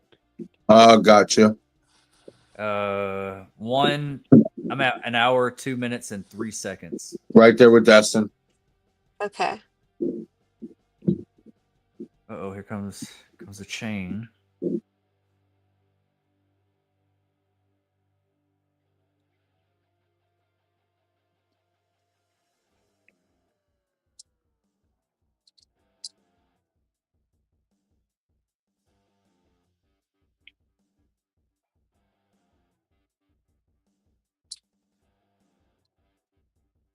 I remember when these movies came out, I think I was working in a warehouse / lumberyard thing. I was like driving a forklift and everything. And I remember thinking like, man, that could kill me. That could kill me. This could kill me.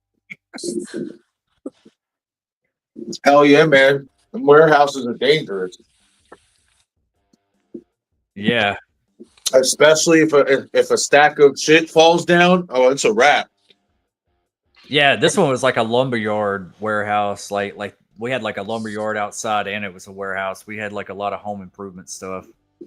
But it was like a mom and pop place. It wasn't like a Home Depot or Lowe's. Man, that forklift is possessed.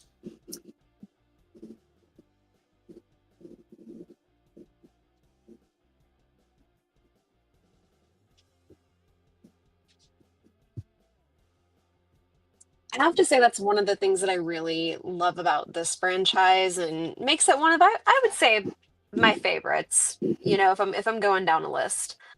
It really teaches you the value for life, and how there's kind of dangers all around, and that you really should pay more attention to your surroundings as best you can, because you never know. Very true. This should be this movie should be the orientation for whenever you get a job at a warehouse. Yes. Where they're like safety first. Right? Yes. You work in a tanning salon. Yeah, show that. Dude, that would be a funny skit to do, like Key and Peele would do or something. Like, yeah. I love the substitute teacher that they do. That cracks me up. Hey, Ron. Jack will. I like the one. I got a ratatouille. The little mouse. He got a little mouse that goes and makes a little sandwich and brings it back. I love when they do the football player intros. Yeah.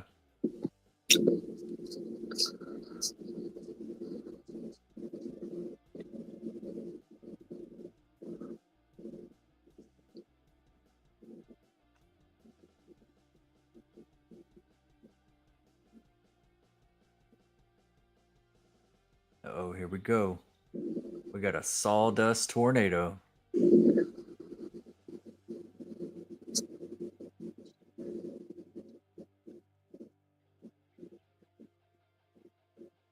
Damn. Oh.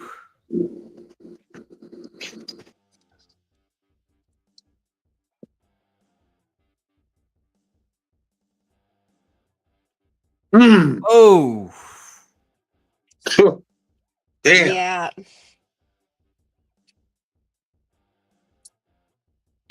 Whew. Now, see, that's a unique kill right there. See, that wasn't That's special all. effectsy. No, it wasn't. Practical. Straight up practical. Yep. Now, that's a fucking unique kill right there. I like that kill. Yeah, it's one of my favorites in the franchise.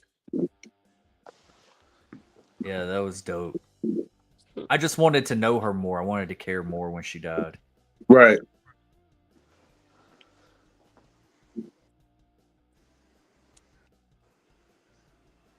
Wrong Turn 2 was good, a troll.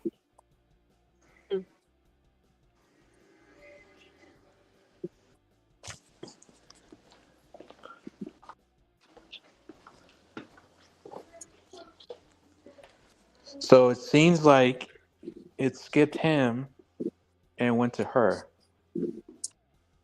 Mm-hmm. Yeah, because he didn't by her saying those and him getting pushed out the way, he got intervened. His death was intervened, and then Yeah. it passed on to her. Yeah. Man, I want to see what they do with the urban legend, though. I'm so happy that they're bringing that back. I hope they bring back the same killer from the first one, though. I want that costume. You know what I was thinking about? Is what if they basically, it's a reboot, right? What if they pick back up at Pendleton and what's her name? Natalie is a professor there, like Robert Englund was a professor there after his massacre. That'd be cool. Yeah. And it's winter time. Yeah. And that's why that's a good reason for him to bring back that costume. Yeah. Now something I read, I think it was on like Bloody Disgusting or something. It was they said that they're doing urban legends based off of like the digital age. I don't know what that means. Like maybe like recent urban legends of the internet or something. I don't know. I just want it to be a slasher, and I want it to be a whodunit.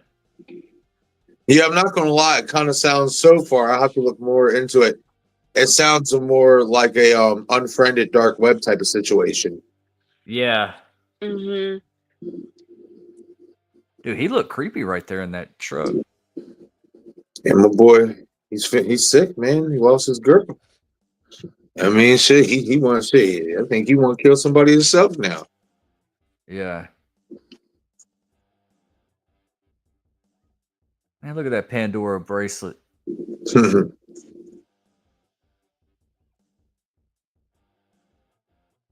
I remember her sister. She was in that show Silicon Valley. Mm-hmm. You ever watched that show? That was good. Yeah, she was in other stuff too. That's what I'm saying. Like everybody, like you noticed them from somewhere, man. Like didn't get that with the second one. Like I didn't know who that state trooper was. I didn't know who the mom and the son was. Like in terms of like seeing them act and other stuff. I didn't know who the brother man with the sideburns was. You know what I mean? Like didn't know none of those people. And this one, this kind of recaptures the feel of the original because the original had such a great cast of relatable actors that you knew from other projects. Mm-hmm.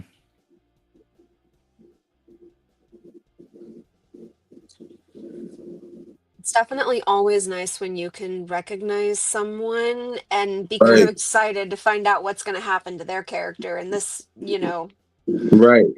I mean, I guess everybody has to have their chance, to get a name for themselves and such, but at the same time, maybe one, two of them is one thing, but,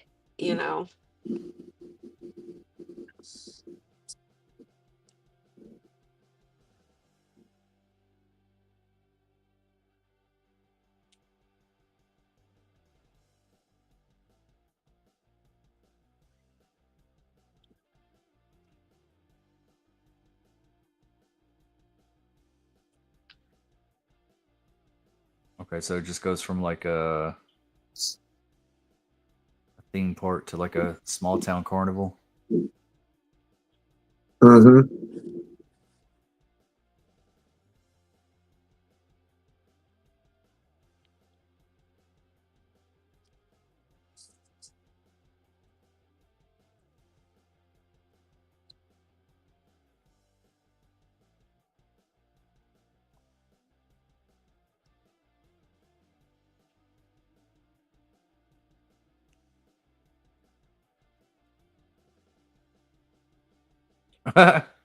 See? Like a firework went off in my face.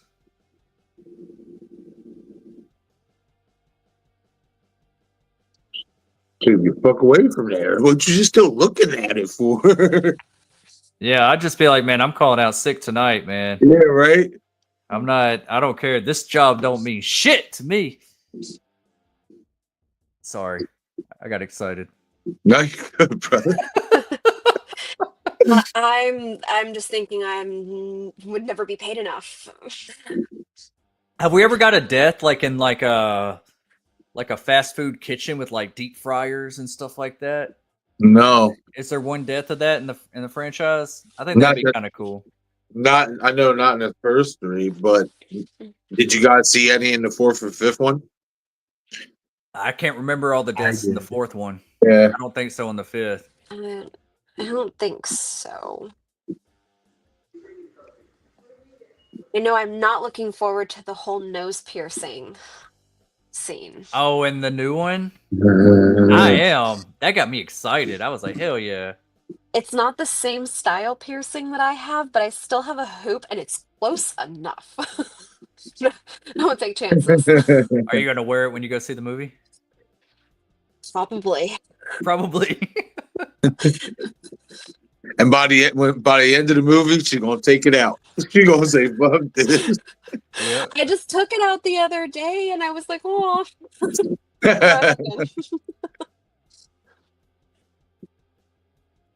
Yeah, I thought that movie was like coming out like this week and everything. And then I looked at it, I was like, no, it's like the 12th or 16th or something. Well, you know, it's interesting. It says the 16th in a lot of places, but my theater has it on the 15th. Yeah. Okay. Yeah. Yeah, so it's playing early some places. Which Yeah. I didn't even check because I just went right to the 16th.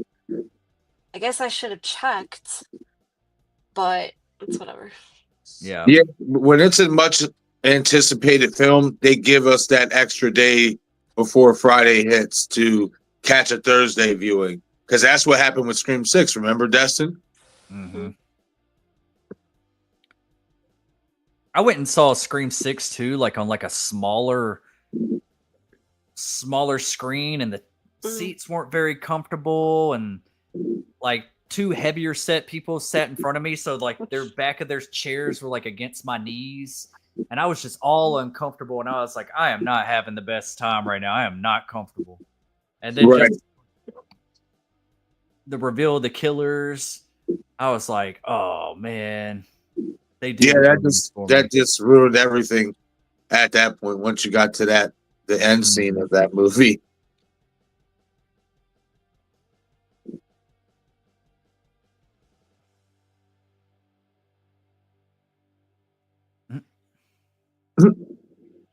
I'll push you into these carrots.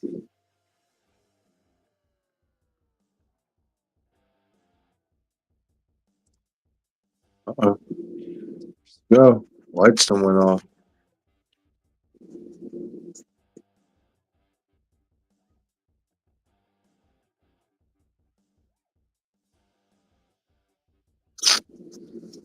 I mean, you kind of know that this is all just a set right here, but they do a good job of making it look good. Yeah, they do. Like it looks like an actual like live carnival. Yeah. They picked a really good location for it. You know, another movie I want to revisit and watch is House of Wax, the remake. Yeah, that's good. Well, I just watched that a few days ago. I have it on my shelf. And The Hills Run Red. Have you seen that, Luna? Yeah, it's been a while though since I've revisited it. I like that. Yep. Underrated. Another underrated gem. What about Don't Hang Up, Luna? You ever seen that? Yes. Banger. Banger. Have you guys seen The Call? Yeah. Are you talking about the one with Halle Berry? Yeah. Yeah. Yep. That wasn't too bad. No problem, King. I get it. Yeah, get you some rest. And yeah, tomorrow night we'll be watching the fourth one. Come hang out. Don't work too hard tomorrow. Yeah, enjoy the rest of your night, man. Take care, man. Yeah, good night. Ooh, Dang. just what? That second yank. Yeah. Oh, That actually would have been a dope kill. hell yeah, it would have been.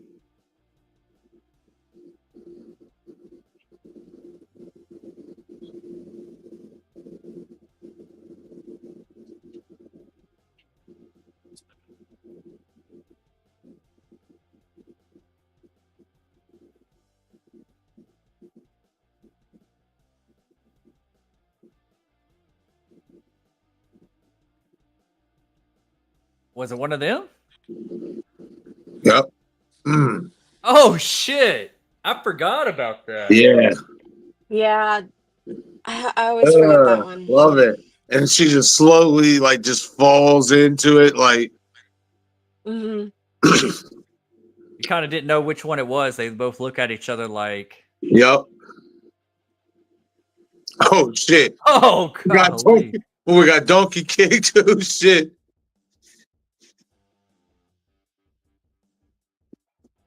See, and that's what it was. See, something, I mean, it wasn't a fryer or nothing, but homie almost got burnt up by, you know what I mean, whatever the fuck they Propane. Yeah.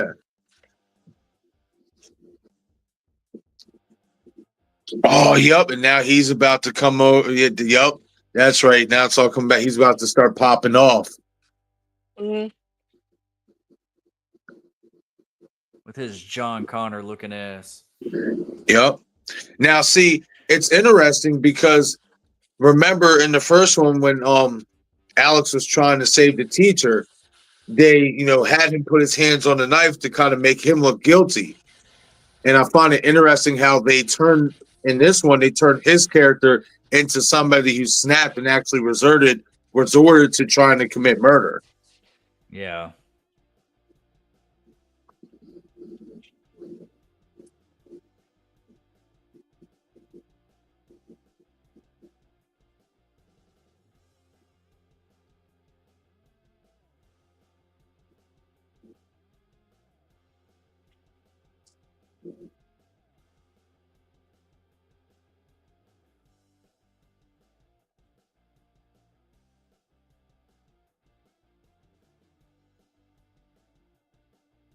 Got what you asked for. Yeah. It's got a. I love the camera shots. Mm-hmm.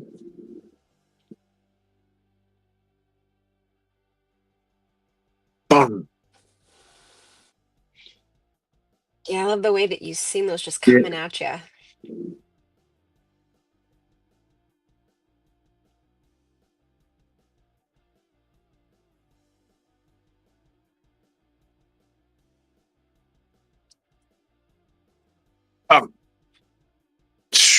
Damn. Mm. Rough. Yeah. Damn. You can still see the front half of his body is still twitching and shit. Mm-hmm. Damn. Yeah, bro. I guess I kind of So, forgot about that whole scene. It turned into a car. Did it just turn into a Carter situation where like it skipped what's her name? Wendy, and then it came back to him? Basically, in so many ways, yeah. That's what that's because he said, "Do I cause your death?" Yeah, so she was supposed to die, but then it skipped her and went to him. Because remember, it came back to him because he was supposed to die in the warehouse and she intervened for him. Right. You know what I mean? So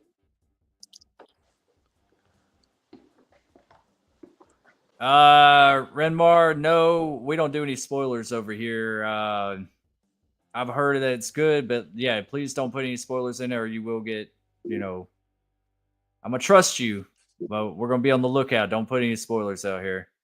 I just know that it's gonna be good.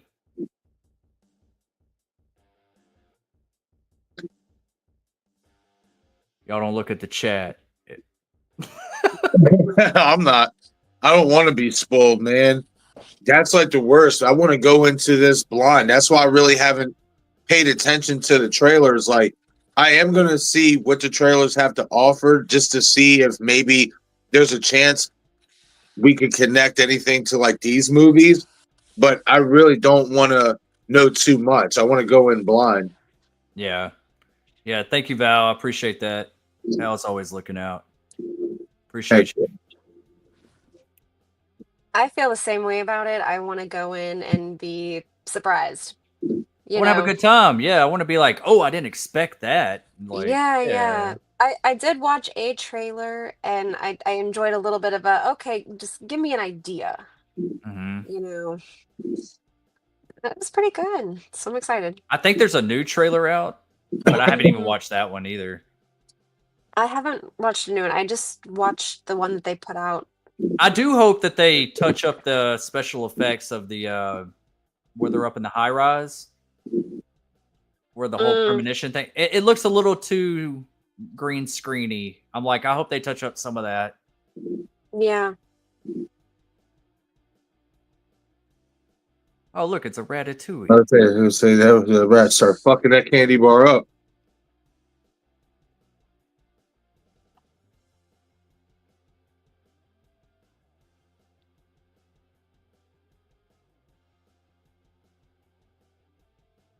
I've never been on a Subway. I've ate at Subway. Is that her sister? Right. Did y'all? Because remember, she saved her sister. It's about to be a Rizat. She kind of reminds you of like Jennifer Love Hewitt a little bit. Yeah. I could see it. And like it could be her little sister kind of way. Yeah. Right. Or what's her name? Stacy from Lachey, Latch, the girl from Mean Girls. Oh, I know which one you're talking about. She was in Not Black good with Christmas names. too.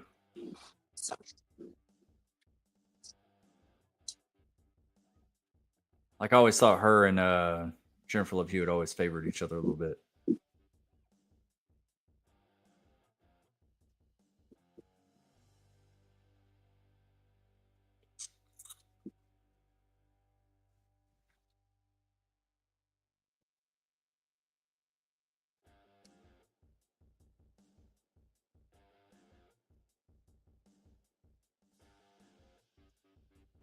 Do you guys like Alfred Hitchcock? Yeah, I haven't seen all of his movies, but yeah. Okay. Because I'm going to be doing some content around his work too. So if you guys want to join for that, there's a lot of it that I haven't seen myself, but I'm fairly familiar with his work. Okay. Yeah, hell yeah. Let me know.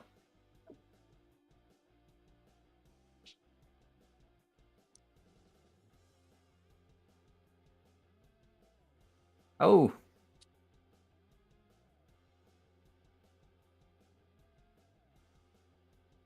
He just did this so well. Mm-hmm. Because we did not see this coming. I love the time skip. I love 5 months. They just like they thought they had, everything was good. Yeah, Just when he even didn't have any contact with her after that because he even said, I was going to look you up afterward. Uh-huh. Right. So they just went on, thought everything was secure, and then bam, out of nowhere, one day you get on a train. Mm. Oh.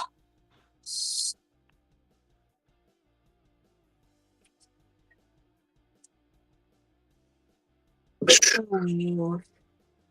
Damn. Somebody asked for a blender alternative. Oh.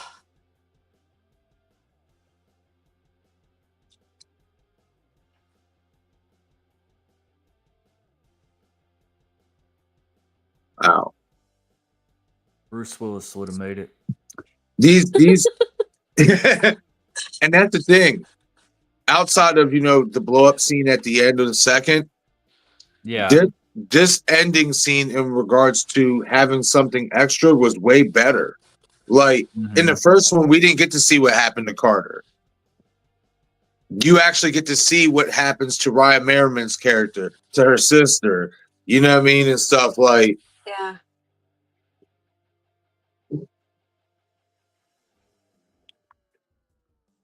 See, whatever they do with 6, I hope to see like an after credit scene or a mid credit scene of bringing Alex back, Devon Sawa. Right. You know, just you don't have to like explain anything. Let that go into the next one. You know. Oh, that's right. It is over for her. Damn. No, that's right. See? Yeah. See, it's been a while since I've seen it. See, this is why this one is fucking better than the second one, man. This is what I'm saying. They give you so much more like depth to this. Right. And she forgot that she had a whole nother premonition. Like, yeah. Well, wait a minute. They could have gotten out though. Right. Like that's what I'm saying. See, they left this ambiguous. We don't know if Wendy and her friends are really alive or not. Yeah, because man. Because you just assume, you're just left to that assumption. Right.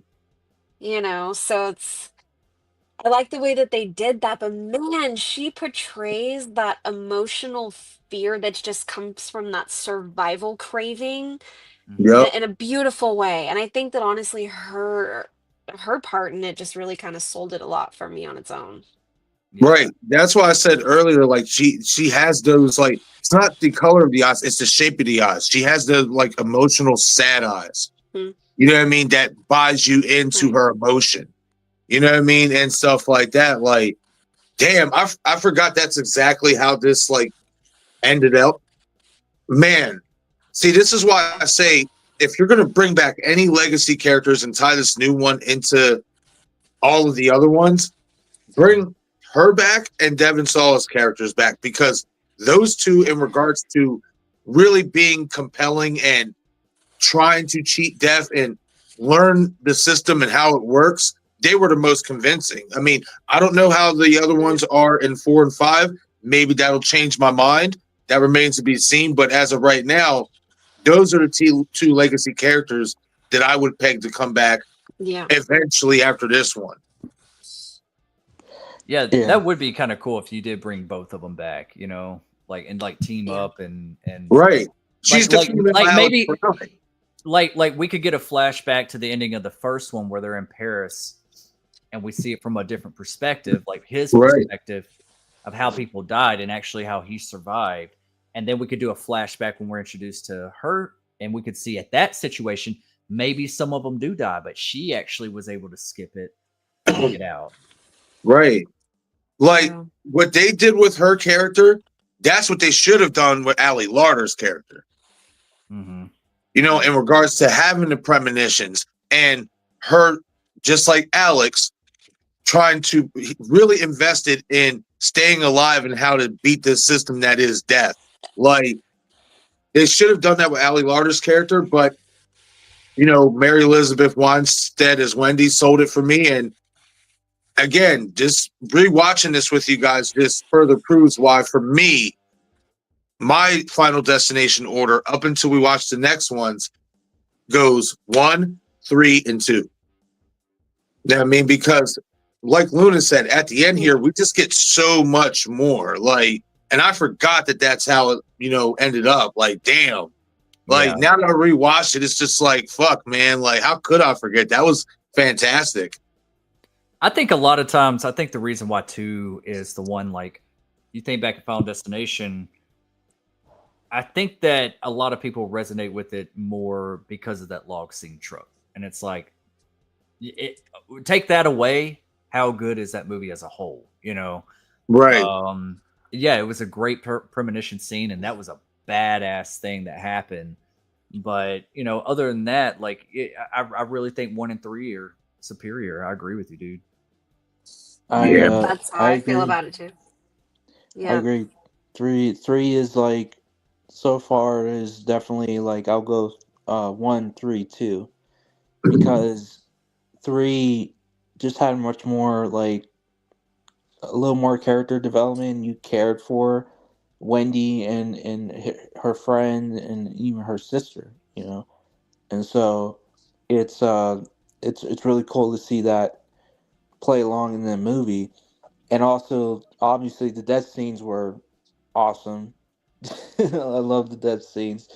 Uh, but I think like in terms of like also expanding the lore of death, you know, like death has been around for a while. You see the pictures of Abraham Lincoln and all that stuff, and then and then we get like an expansive into the design of death. Like we get to see the design and like how people are gonna die and all that stuff. And I think that was really what expanded the lore of Final Destination even more.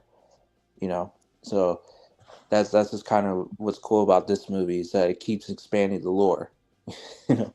Yeah, I just want them to bring back the ghost death figure. I just think I think we already mentioned it last night because I couldn't remember if they did in the future sequel in the next 2 sequels or not, but I really hope that they do bring it back in some way. Like I just think it brings like a sense of like suspensefulness because like even in that first one when Todd ends up dying in the bathtub and you see Death's shadow come across like the mirror and the reflection of the like porcelain of the toilet and all that, and then like the water line leaks and it makes him slip. We were talking about when we first watched it, right? It, like afterwards, his eyes go bloodshot, getting squeezed, and like he hung himself. But then the water retracts, like death was never there. And I love that. And I don't know too many other death scenes that kind of like do that. Like I agree. Make it look like it was not death doing it or it wasn't a freak accident. It was kind of like suicide or something. And then like, you know, taking away what it was, you know, like it's always just like you said, like the mousetrap effect, like something happens and this happens and then someone gets killed. Yep. But I don't think we've had any more like retractable steps from death of being like, nope, never was there. Which that was very intriguing to me whenever I first saw this movie. It was a hook. Absolutely, man. And but also about this ending or whatever, the ambiguous ending. Like, did they die? Did they not die? You know, if you don't see it on camera, that's what I'm saying. It never took place. Even if you do see it on camera, there's a way to bring them back. Thank you. It's like, you know what I mean? So there's opportunity if they wanted to bring those characters back because you can easily explain, hey, yeah, maybe her friends died, but she's survived. You know what I mean? However you wanted to do it. You know, so man, 3 down, 2 more to go. I'm excited. Let's get ready for it. We're over halfway there. It's crazy. It's crazy. I'm so ready for tomorrow night because I'm ready to watch 4. Even though I already know what to expect. It's the one I feel like I'm going to watch it and it's going to feel like a first time watch because I've not seen it since it came out to theaters. Got you. Yeah. I'm excited for it, man. Dom, you had something to say? Yeah, I also too like what do you guys think about the premonition she has again? Like for me, I think that it was death that gave her that premonition just to mess with her before death goes in, like before like in this death, one? you know, in this one, yeah. So like when she has the premonition again, it's already too late because the train is she's already on the train. The train's going. She already met with her friend, and then she's with her sister and all that stuff. So all that stuff has already happened. So she's there already. So she couldn't get off. So I think it was death that sent her that premonition just to freak her out before she dies. Yeah. Because I don't believe that she's dead. I think there's a way to retcon it. They did the same thing with Alex, basically, at the end of the first. Yes, did Allie Larder have the premonition? Yeah, but Alex was the one who started seeing, the things falling off the fire escape, the wind blowing this way, the fire rising or whatever from whatever they were doing, in Paris and stuff, them little theatrics that go on and stuff like that. Like, he started to already sense that death was near. And by her having that premonition again, that was basically like the same thing. And like Destin says, if we don't see it happen on screen, they dead. You know what I mean? I have to visibly see them splattered all over the damn train in order for me to believe that they're goners. Like, you know what I mean? So, hey, hopefully this movie is really good and it ties into everything. And creators of Final Destination, if you are listening out there, please bring back Devon Sawa and Mary Elizabeth Winstead. Let's fucking go. I want that. I want those type of legacy characters, even if it's for one movie, to come back and be the main focus again. And maybe they be the ones to bring down death once and for all. So we'll see. Yeah, have you guys seen the escape room, the Tournament of Champs, where they bring back all of the people who survived their escape room and see who, like, out of all the survivors could be like the final? That's the I second kind of one, wonder. right? Yeah, I kind of wonder if they could do something like that for it, and again go back to that bloodline of the people that are able to have these premonitions. What is it about them? Is it some sort of a supernatural gift? Is it just a freak phenomenon? Like, what, is it that they all have in common? If they Right. can tie them all together and do something like that and kind of put them all together and give us the story of how that all works. I think that'd be pretty cool. Yeah. Hell yeah. Yeah. All I know is that ending, though, that to me is like an equivalent to the ghost ship's opening kill scene as far as like ending kill. Yeah. Mm-hmm. Had that element of like surprise. We were not expecting that. Right. Right. Exactly. It was so well done. And that's, I mean, like I said, like if they do bring back her character, you're obviously going to have to show it from a different perspective. Like, how did you live? Like, and you could actually see that her sister died and the other two characters. If they can't get them to come back, you might as well make them die in that opening scene or something, and show how she survived. I think that'd be really cool. I feel like it needs something fresh like that. And one thing that I think that I was kind of bummed about this new trailer for Bloodlines, which I'm hyped for it now, was that I felt like we saw too much of the premonition. It's like, wait, you almost showed me like the entire premonition. Now I know exactly where it's going to take place, how people are going to start dying. I'm sure there's more to that situation, but we all know, like how it's going to happen in that little skyrise thing. And it's kind of like, man, I wish you just didn't show me that, unless there's something else. There could be another premonition that they're not showing us. But yeah, because well, think about it. Yeah, because that's the grandma's, right? Because that's where Bloodlines comes in. It's the grandma's family. It's her kids and the grandkids in this new one. And that's where they come with the Bloodlines thing. Is that the grandma was in the high rise, and now her kids and her grandkids weren't supposed to be alive. So that's why they're getting killed. Okay. And so the granddaughter reaches out to the grandmother, and we find out that's what happens in that high rise in the 60s or whatever with her. So I'm thinking maybe we haven't seen the premonition of the granddaughter yet, like before stuff really starts kicking off. So maybe there's another one, So yeah, interesting. Maybe. I'm going to watch those trailers and see what I feel about them. I might have just gave away too much. I'm sorry. And get a sense of what they're. Luna's like, shut up. It goes to show you how much I paid attention to the trailer. They really got me with that nose ring, you guys.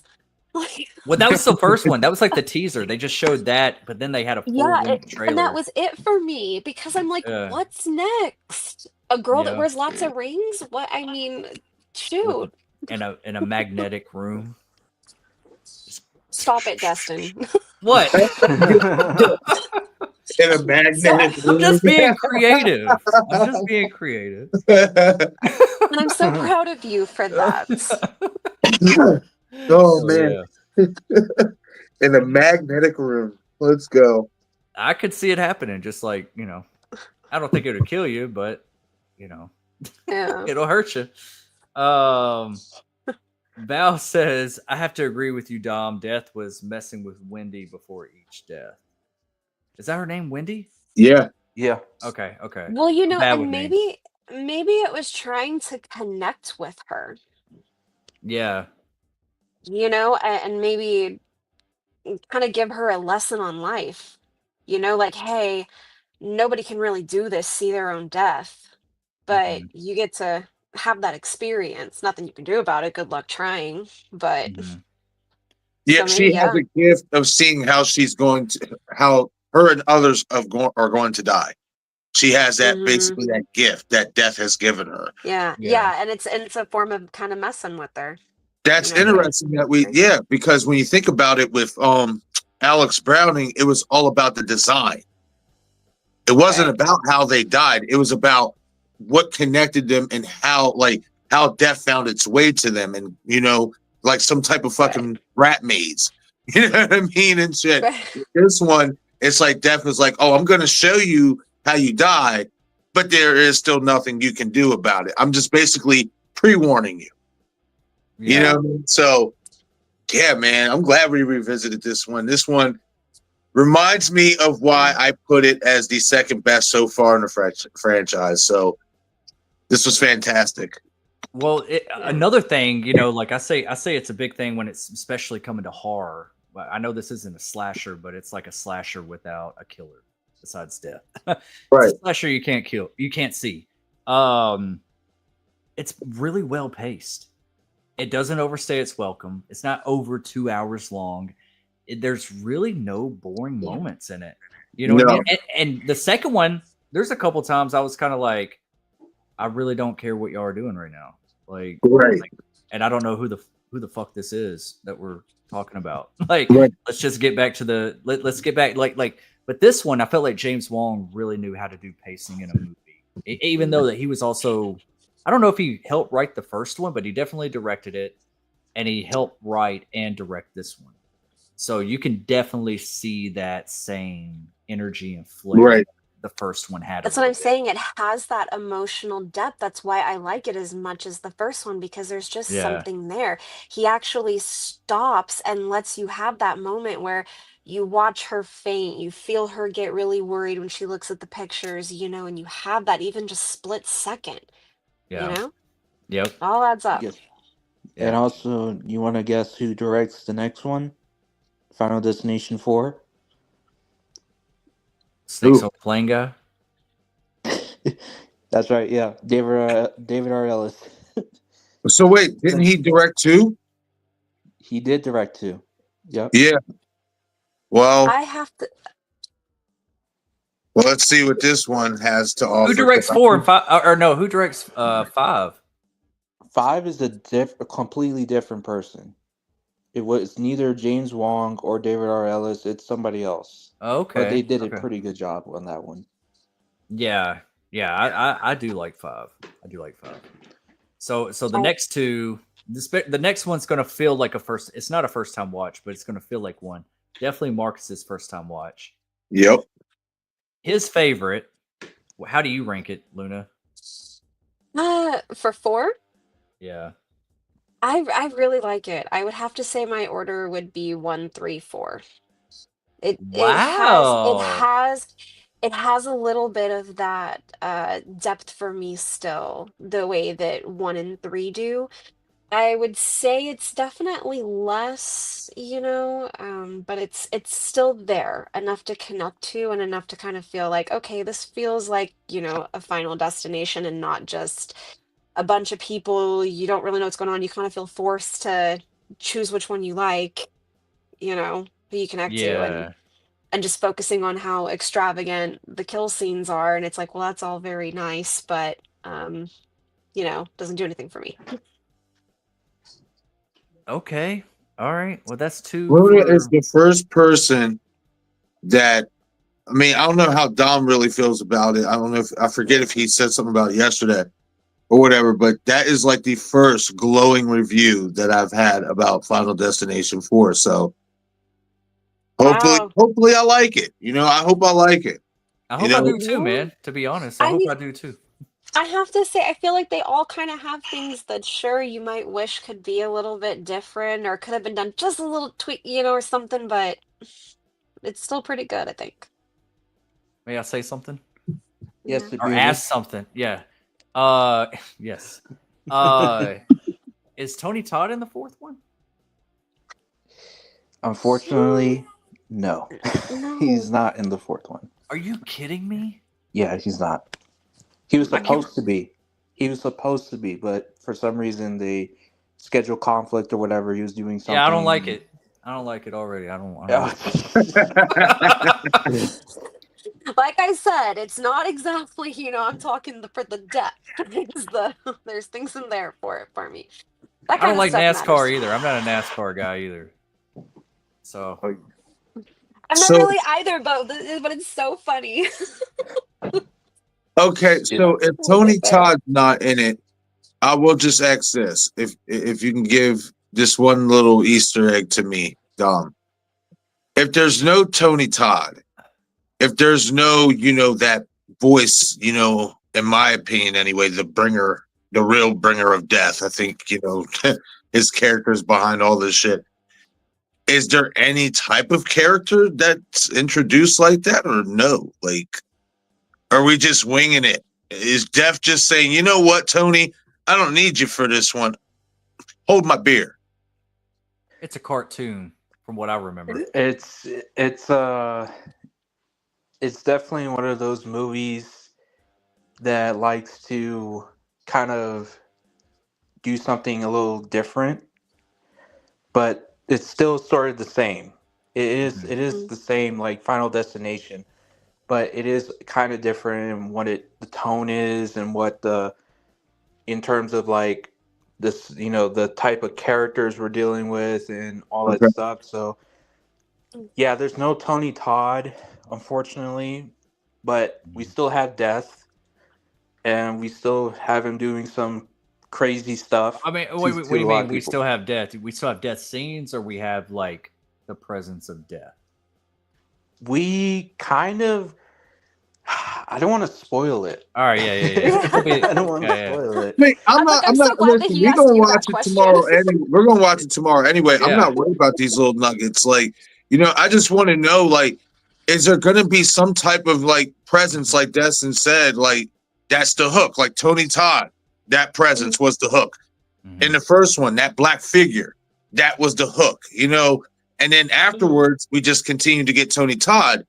Now that he's not going to be in this one, what are we doing? You know what I mean? Like, I need to know. You know what I mean? Like, because it's the Taco Bell. It's the Taco Bell version. It's the Taco Bell version of. Oh man, you're talking. I don't know. I'm just talking shit. I don't know. Okay. Well, you're talking about the hooks, so I'll tell you, for me, it was how much the premonition and the guy who's sitting and having all of it going on for him, the way that it reminds you of the first one for me, just really kind of brought me in. The way that it hit him, the way that he had a very similar, response reaction to it, kind of connection to it. That hooked me. I was like, oh, this makes me feel like Final Destination, and then I actually kind of wondered if we were going to see some legacy characters come back. But so basically they went back to a male lead. Okay, there goes the hook. See, I didn't even remember that. Here we go. There goes a hook. I'm trying not to spoil. No, it's fine. That's all I needed to know. Because think about it. The first film had a male lead, and then the next two went with the female leads. So now the fourth one going back to a male lead, I like that. Kind of both. Third kind of had both. Yeah, but Wendy was she was the gal. She was the one. Who knew everything. Ryan was just tagging along. You know what I mean, and stuff. So it's cool that they decided to go back to a male lead because we talked about this the other day, Destin. how often do you get that? I Final mean, girls are so in a horror overrated, movie. man. right, Offense. I'm kidding. I'm kidding. I love my final girls. But it's kind of Right. cool to get a final guy, you know, sometimes. Right. Like, I'm like, all right, yeah. It's cool to see that Final Destination is one of those few franchises who finds a balance. You know what I mean? Yeah. In between that. So now I'm even more excited for 4 just based on that. You know, I'm interested to see what they do with this guy. Is it going to be reminiscent to Alex Browning, or is he going to be his own entity? I will say. So, okay, there was a hook. I'm excited. Let's go. Yeah. What's up? I 9 wanted to o'clock give you tomorrow. something. Hurry up. Hell, I almost want to move it to tonight. I'm almost down to watch another one, but I know everybody's tired. Who said? Just Who have said? a little bit of time to recoup. Yeah. You sold it though. I'm not gonna lie, Luna. You sold it. You too, Dom. Okay. Y'all kind of got me a little bit more excited. So Well, good. it's the only one I haven't really watched. I haven't watched since it first came out. And honestly, I don't even know if I've ever watched it from beginning to end all the way through. Mm. I don't know. So looking forward to it. It's gonna be a fun time tomorrow night. Yeah, it Oh, is. I'm interested to see what this 4th one has to offer, because going into it before you guys just laid it down, all I heard was like, yeah, 4 is like the weakest one. So I'm excited to see if there's going to be anything that I can cling on to and enjoy about it. Val says it's got you will like it. So Okay. Yeah. All I right. think you will. Okay. Wait, you hold on. You said I think you will. Do you mean like is there like a certain reason why you think I will? You know, like you have poor taste, man. That's why she thinks you probably will. do. That's probably why. You're like, I mean, No, You because like I think Halloween ends, man. You'll like this. oh, see, we're going too far. I don't know what I'm gonna do with you two. And here I was sitting thinking, you know what, this is fun. I'll come back more often. Anyways. You'll be back. Okay. All right, I will be. Marcus. Yeah. Okay, Marcus. So, like, besides like the first film, you said you did enjoy 2. Yeah. You said it was a good sequel, but you really enjoyed 3. You thought Yes. it was better because it felt more like the first film. Not just that. You know, I feel like the characters, obviously, we knew these actors. Like I said, the second movie, I didn't know a lot of those actors. This one, I knew who Mary Elizabeth Winstead is. I know who Ryan Merriman is. I know who the girl who played her sister. You know, even the blonde haired girl in the tanning bed. You know, Wrong Turn, stuff like that. Like I knew who these people were. I'd seen them in other stuff before. You know, so that was a big selling point too for me with 3 is seeing actors play these roles who I am familiar with. Mhm. But And so I agree. I love Yeah. that. When you see somebody that's like a familiar face, it almost kind of makes you want to stay. It's comforting. Right. Yeah, Exciting. you're kind of That's like, the oh, I hook. know that guy. I know that person. You know? Yep. I remember Yeah. him from so and so. Yeah. And I think they had like and chemistry on film also is a big thing. That's one thing I feel like that 2 didn't have was like chemistry between the leads and everybody. Like it just kind of like it doesn't feel like y'all really care or like each other too much. Like, you know, like in this one, you felt like, okay, I believe y'all know each other. Y'all are connected. Y'all have a vibe, you know? Right. Like in 2, they didn't really care about each other, you know, until things started progressing, of course, and Right. start slowly developing a little something. But I don't want to wait until the end to start feeling something Mm-hmm. for Yeah. everyone. That's not not for me. You got to build character at the beginning and then take them out, kill them at the end. But yeah, I really do. I kind of really do want that. I don't know until we see 6 if we'll get the whole physical presence of death with Tony Todd. I feel like I hope that they do it. I feel like that should be something like I think it'd be kind of cool if he like kind of just like reveals himself and maybe like they try to shoot him, but he can't die. He's death. You know, he's just Right. kind of laughing it off or something. And then Right. you know, I think that'd be really really cool. But I could be asking for too much. That's just wishful thinking.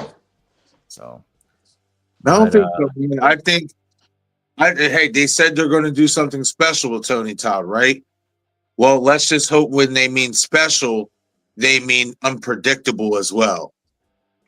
You know, like, I don't think too many people outside of us, I've never heard nobody bring it up as Tony being actually deaf himself, just in human form. I was thinking like the keeper of death. Yeah, like something like that. You know, because he knew, like in the second one, he knew when Claire and them were coming. I've been exactly right. He knew. Hey, Claire, I'm expecting you.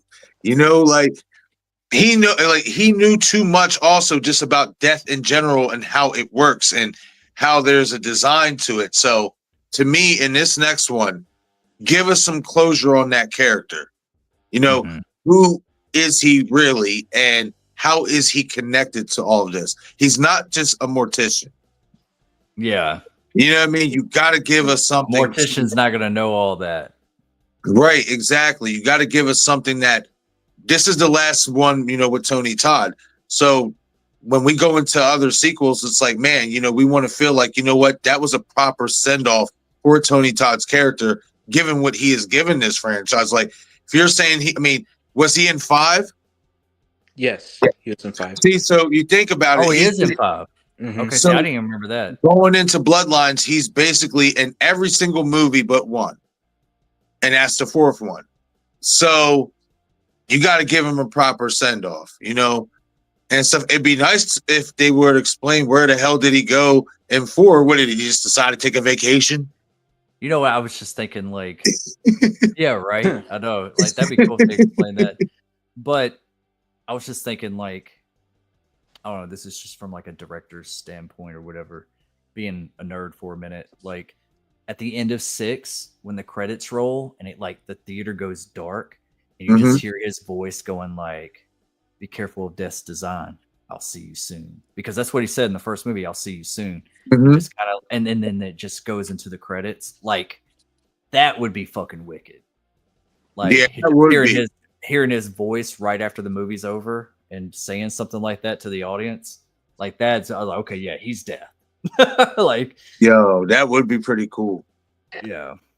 So, Val, go ahead. I think it'd be a proper send off too. Like he says that, and then it says R.I.P. Tony Todd. You know. Oh yeah, definitely. You know, yeah, rest in peace. Rest in peace. In memory. Yeah.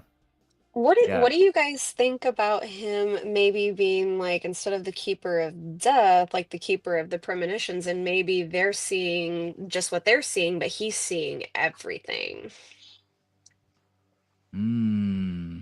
That's interesting. Does that make sense what I'm saying? Like that's how he knows they're coming. That's how he knows how this works. That's how he knows. And you know what I mean? Maybe something happened to him in regards to death, you know, maybe coming after him or someone close to him where he witnessed it. And for some reason, death never came back around to him. But or no, he just keeps beat death all this time. He's right. He's learned the design, so he just keeps skipping it. Right. And he still has this power of the premonition that allows him to see who death is going after and who's going to be coming to him for help, basically. To kind of see everything that keeps happening after he escapes it, you know. Right. That could be part of the reason why he wasn't in 4 if they tried to spin it that way. You know, maybe he was dealing with something in that regard. Interesting. Yeah. That's a good theory, Luna. I like that. I kind of like it. Yeah. Hell yeah. So we'll see. But yeah, they're definitely going to do him right. 100%. You guys know it sounds like it. He's going to be the icon of the franchise. That's just I feel like that's already established in many ways. Yeah, and I hope that this isn't like the ending either, because, you know, 5 was supposed to be the ending. I hope this is like rebooting it to like a different direction and giving it some new life. So Well, they're trying to do that. I hope, and this probably is a mixed opinion, but I hope that they pick up with Scream 7 like 4, 5, and 6 never happened. you're not a fan of 4? No, I'm really not. Yes, yes. I knew we were cool. I knew we were cool. I was gonna say, I hope you guys aren't gonna kick me out of the club.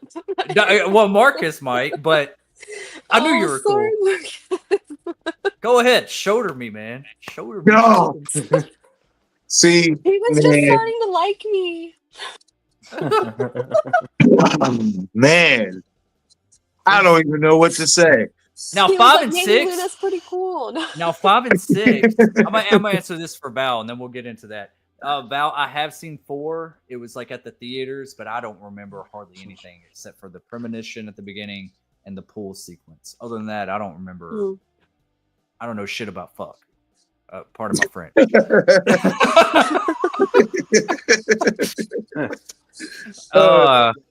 Anyways, yeah. Now I'm okay with the whole 5 and 6 kind of wiping that clean a little bit and being like, because I really don't know the situation they're all set in. It's supposed to be in Indiana with Sydney. Where does the Meeks twins? How are they still in this story? And the only way that I really always said was like they could act like if the because studios could be dicks. Gary Barber's a dick.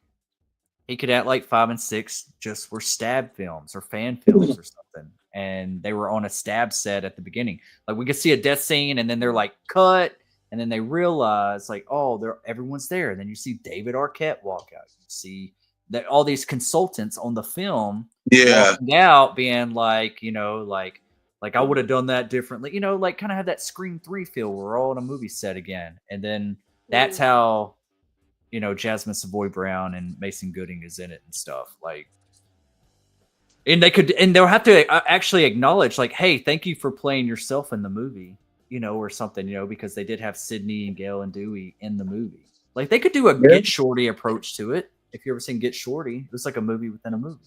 I mean, that makes sense when, especially you think about David Arquette's most recent comments. And I told you this, Destin. I mean, yeah, I haven't talked about it yet, but yeah, I know what you're talking about. You know what I mean? So, like, that would be one way that could work if we feel his comments are what we feel they are.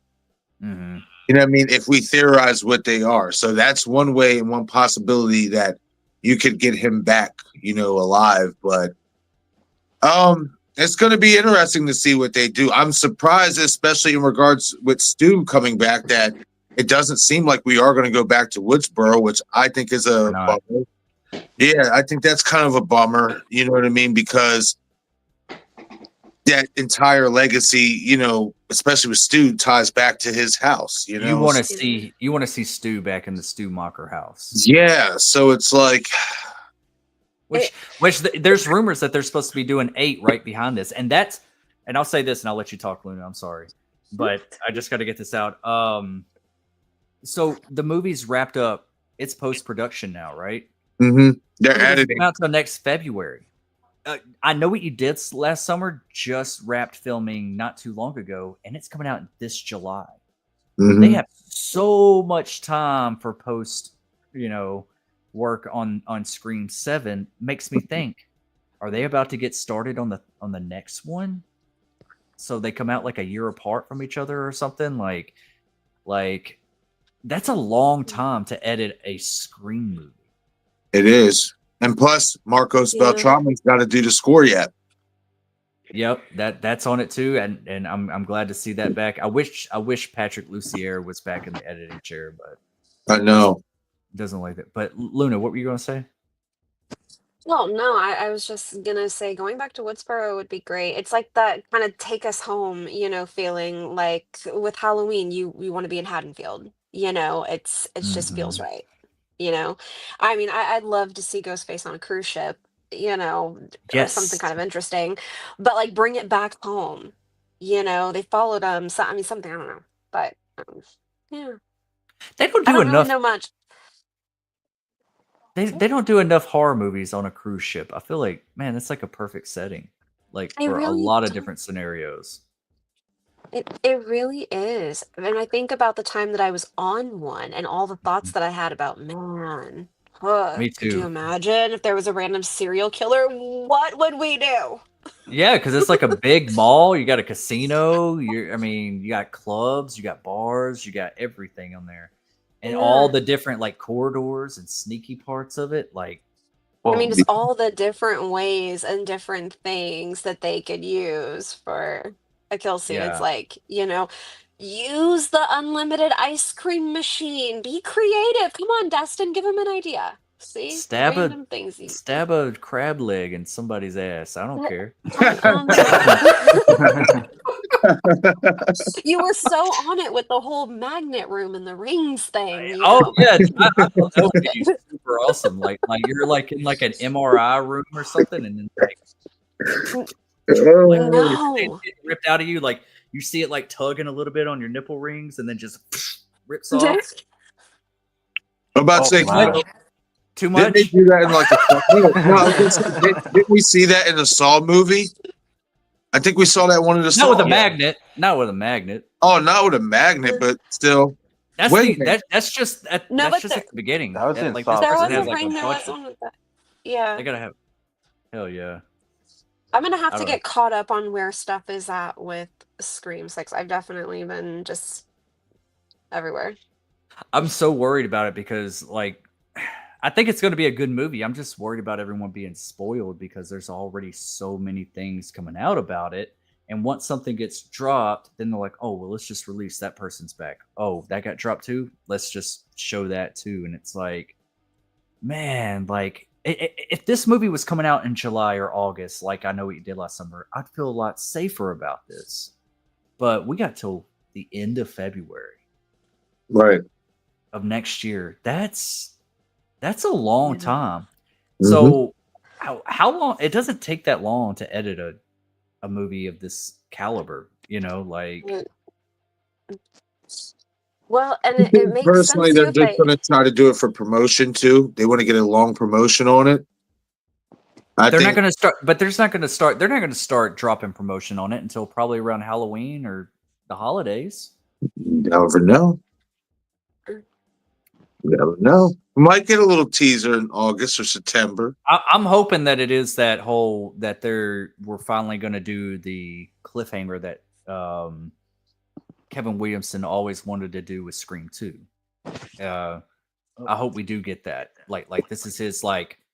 Maybe we get like a reveal of the killers, and then there's some type of cliffhanger. Somebody else gets a call, or maybe there's a hint that Stu's still alive or something. Leading into the 8th one. Mhm. And I hope we do something like that. But when we do get Stu back, I don't want it to be a rush 10 minutes. I want it to be like, oh, this is Laurie Strode and Michael Myers facing off again. They're going toe to toe. This is dragged out I want it to be like the last 20-25 minutes of the movie. Right.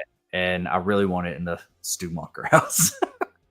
Yeah, that's the big bummer for me right there, is that it doesn't look like we're going back to Woodsboro. Could I be wrong? Sure. They could have did a set to where they have Stu's house, they have Woodsboro and all that stuff, and we just don't know about it. You know what I mean? They maybe kept it under wraps somehow and stuff. But to go back to what you said about Chad and Mindy, I mean, I just got a feeling. And I went back to this interview that Mason Gooding had. Forget the channel's name, but I'll find it and I'll send you the link. Mm-hmm. But he was asked, do you feel like Chad deserves to be in this movie? Or something along those lines. And Mason said, basically, it depends how you view how they're going to present that and stuff. Oh, he said that? Yeah, Okay. something like that. So I think we're headed for something somewhat controversial, in regards to how the core four split up, because they're going to have to explain that. Mm-hmm. You're going to have to explain that. And it can't just be like you did with Sydney and Scream 6. Those fans are not going to allow it. Right. You know what I mean? They're not going to accept it. In my opinion, you have to do something that is believable yet controversial. You know what I mean? And all I'm going to say, Destin already told you it. You know, I got a video coming up about it. All I'm going to say is that the twins, they sold their soul to Weathers. They sold their soul to Gail. That's all I'm going to say. Oh, like a cameraman and like an editor. If that's true, they sold their soul to Gail, but not just by working with her as a cameraman and as a reporter. I think they could have done something that steered the sisters the wrong way about them, and that's what broke up the core four. That's what I'm going to say, you know, and stuff like that. So that's how I think Chad and Mindy could be brought in. Now, could they just be brought in as all legacy characters who are working with Gail 6 years after the events, or however long this is supposed to pick up after Scream 6's events or whatever? Yeah, they could just present it like that. But I just feel like not even just the Melissa Barrera and Jenna Ortega fans, us as well, we will not accept a weak write-off of the sisters. We're not. You got to give something decent, in my opinion. You got to make something that makes sense. You know what I mean? Because yes, we've seen them walk off and it looks like they have their happy ending. But that's Billy Loomis's daughter. She's going to be haunted for the rest of her life. So you have to do something that makes sense in regards to making this make sense as why they're not involved with these new killings. Why are they not around? Why are they not trying to help? Maybe. No, go ahead, Luna. Do you think maybe this is just... Sorry, for what I do, you know, for my living, I kind of think about things from this perspective. But do you think that maybe the sisters being, you know, so traumatized, and especially she's Billy's daughter, you know, imagine what that's got to do to her. And yeah, exactly. The flashbacks, the everything, how it's going to affect her, you know, her children, people that come in her life, that maybe that's exactly why they wouldn't want anything to do with it. And she would say, you know what? No, I'm taking my life back. You know, I'm not going to be a part of any of this, and have, you know, the twins feel like, well, you know, we care. Right. I can see where you're going with that. I just also feel like what you established in Scream 6, the core four and that bond, for that to just be, oh, well, the Carpenter sisters, especially Sam, she just doesn't want nothing to do with that. That's kind of weak, because the twins didn't give up on them when they needed them the most. They stuck with them. You know what I mean? So right. If the twins were in danger and they're still friends, you would think that the Carpenter sisters would put on their capes and come fly their ass to Indiana. You know what I mean? So you would think, yeah. Yeah, you know what I mean? So that's what I'm saying. I think I think they're going to explain it that nobody knows where they're at. I think they're going to leave like a letter behind or something. And for Jasmine Savoy Brown or Mason, maybe both of them, and it's like, don't come looking for us. We don't want anyone to know where we're at, you know. I think that, and they're gonna act like, you know, Scream 6, they walked off. Their story's done. They did the whole Richie and his, you know, dad and siblings thing. So, and they could always bring them back if they wanted to later on, you know, later on down the road. But honestly, I want it to just be a little bit more sharper. Like, I almost want it to pick up exactly where 6 left off, so we can kind of see them in the hospital and everything, you know, and and kind of like I think, like, even if you wanted to take that approach, like I just said, with the letter, like if they're all in the hospital and Gail's there and Kirby's there and the twins are there, and then they go to check on Sam or what's her name? Sam or Tara. Their room's gone. Like they're it's empty. And then they're asking the personnel, you know, the staff, like, hey, where's Samantha? And they're just like, oh, she checked out this morning. She's gone. And then they find a letter. There's a letter that's left behind for them. They're like, oh yeah, they told us to give you this. And then they're like, don't come looking for us. You know, we're done. But see, this what hurts that a little bit is Chad living at the end, and you know, Tara being all like core fucking four and embracing him and stuff. Like, that's where it gets tricky, because it's like, you just embrace me as if we're going to stick together. I just seen that, And then a few moments later, when we check on the others in the hospital, within like a 10, 15-minute span, you just decide to change your mind. Like, you know what I mean? That's Well, how Sam's a protector of Tara at the end of the day. That's what comes down to it. Yeah, I get that. But it just, the way they establish 6 between the bond of those characters, like, I just feel like that would just be, it just would be so weak. You know what I mean? I feel like something has had to happen within these past few years. Why are they not in communication with each other? You know what I mean? I feel like there has to be a reason. And we know how Gail is. We know that. She needs to die. She should have been dead. Sorry, but she should have been dead. It should have been her, not Dewey. But I digress. Kid died. What was that movie? I forget. Dewey Cox story. It was never mind. It was a comedy.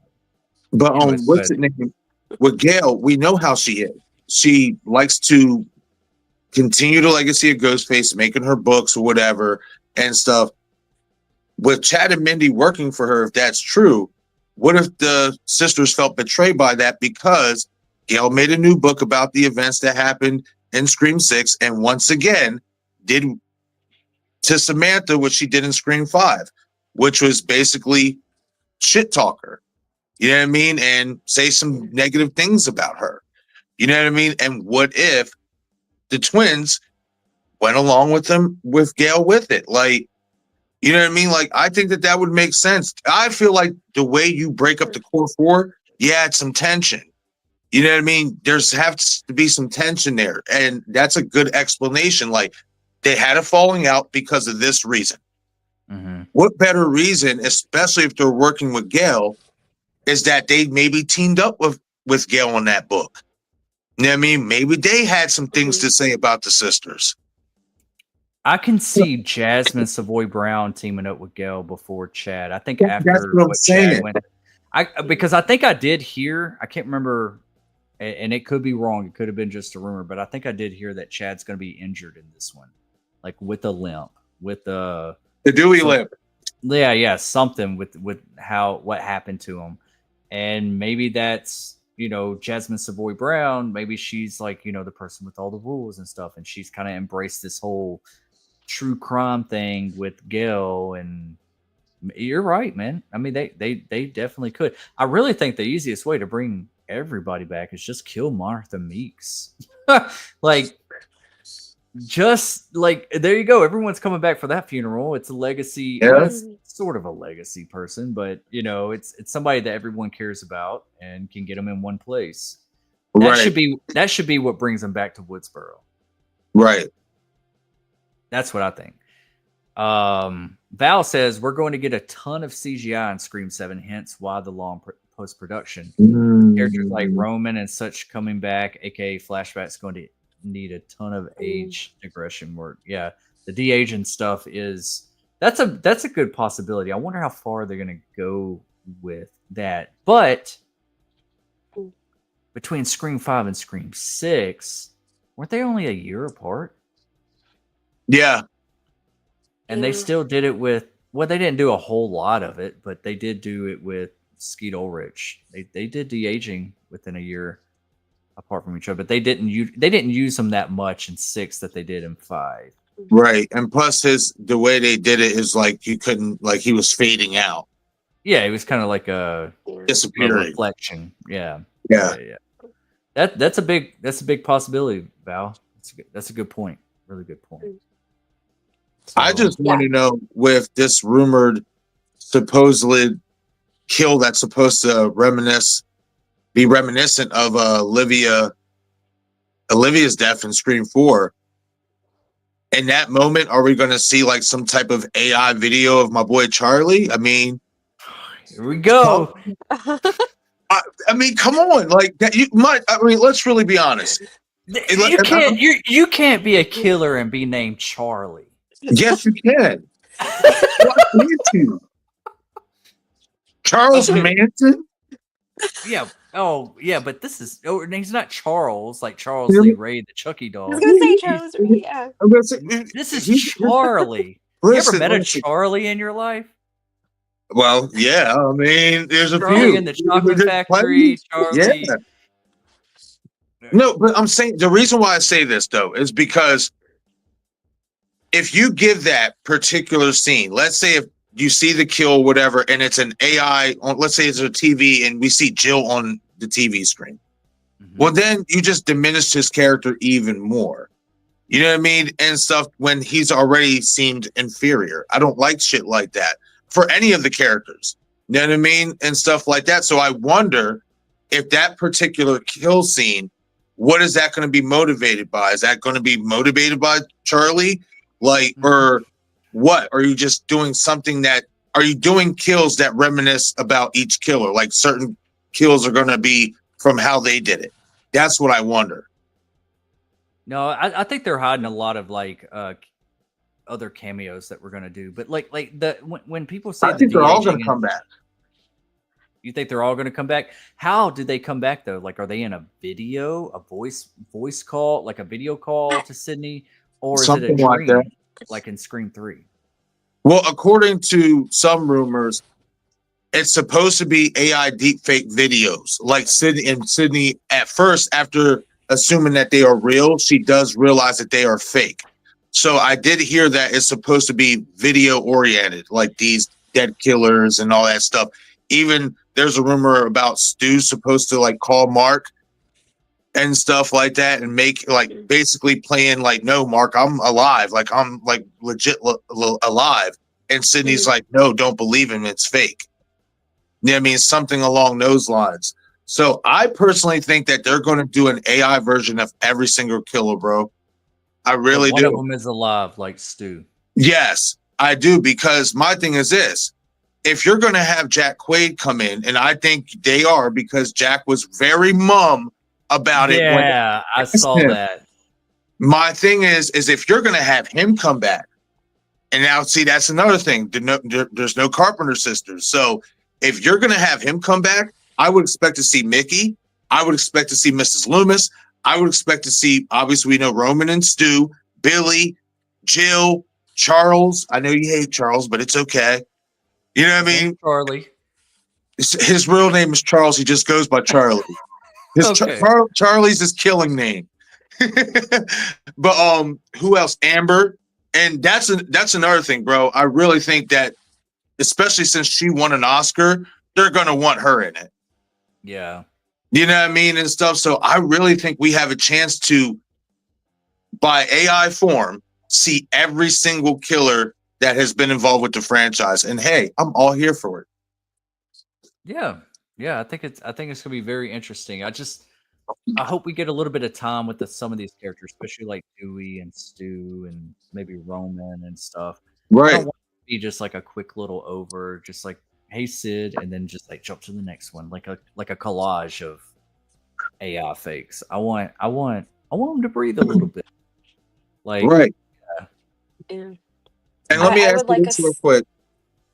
Would you guys like to see like these new killers, if they're going to have a similar kill to Olivia's kill, which would be basically Charlie's kill? Would you want these killers and whoever they do kill to be reminiscent of previous murders from the previous films done by previous killers? Like, for instance, the way Stu kills with the double, pump, and, or with we Billy. kind of still get that though. To a degree, but I'm saying like it's going to have more meaning. You know what I mean? Like the reason why they are doing these kills the way they are is because it has a deeper meaning than just the kills itself. You know what I mean? Like the inspiration is going to be like really run deep. Like think about it, bro. If we're operating on cult rules, this is going to take a whole new level of inspiration. You know what I mean? So that's what I mean by that. Like, I think we could be seeing killers who are going to be copying other killers' kills, but it's going to be because they are a part of this cult and they are influenced by one main killer who is still alive from the past, and that's Stuart Mocker. Bro, I'm extending the names. We're not doing no more abbreviations. No more Charlie, no more Stu. We're calling him Stuart and we're calling him Charles. Yeah, all right. Simple. They sound like nerds. It's okay. What's wrong with being a nerd? I'm just kidding. I'm kidding. Stuart and Charles. That's exactly why I'm doing it this way, bro. Just to have fun with it. Well, you guys should know. Stuart. I'm. Go ahead. I'm Roman. Roman's my Ghostface. I love Stu. I love Billy. It's the three of them for me. But if you're asking outside of Stu and Billy, it's Roman for me. Is it because you got a crush on him? No. Oh, but you do. That was bullshit. You do, but it's not the that reason. Was bullshit right there.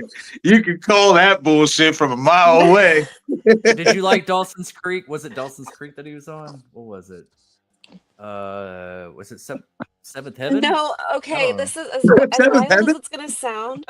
I love how dramatic he is. That it almost makes it obvious that he's the killer, but it still kind of leaves you questioning because you're like, but he may actually be genuinely just being dramatic, and he's not the killer.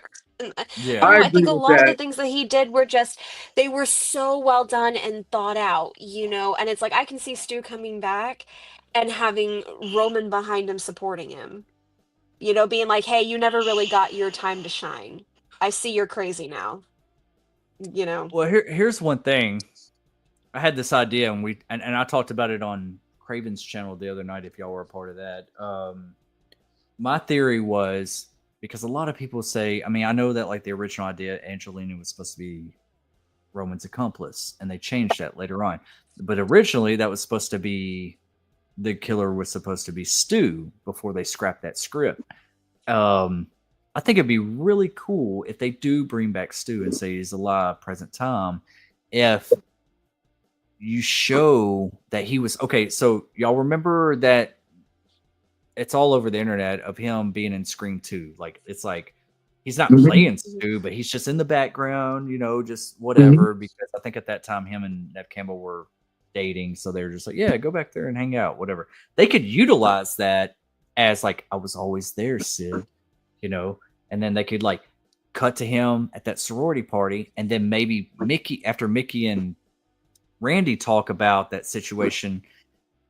He meets up with Mickey on the side of the house and it's like, hey man, blah blah blah, like orchestrating something. Then in Scream 3, you could show that because it really is shot like there's two killers.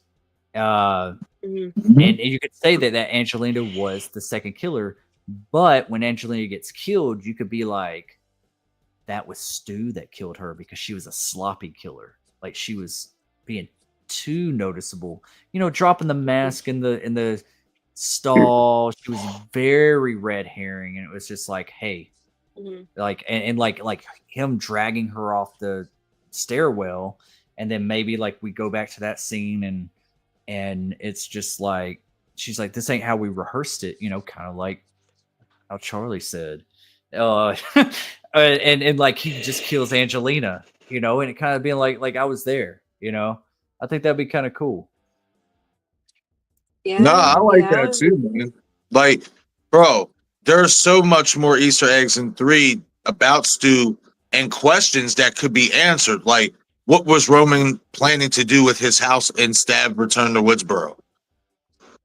His house was the first, his replicated house was the first house that Sydney walked through. Yeah, back to Woodsboro was the So there has to be some type of connection there. What, Luna? No, I was just thinking how interesting it would be if, that whole always have a fall guy thing turned into be Angelina for Stu since Billy's gone, and maybe, it was Stu and Roman in 3, and Angelina was kind of help.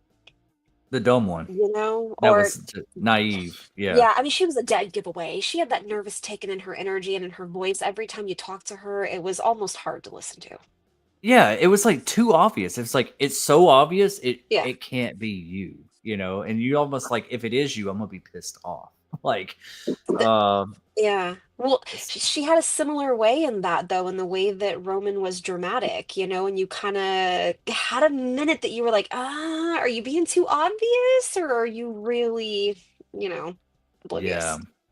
Yeah. It's like we said a long time ago, Destin.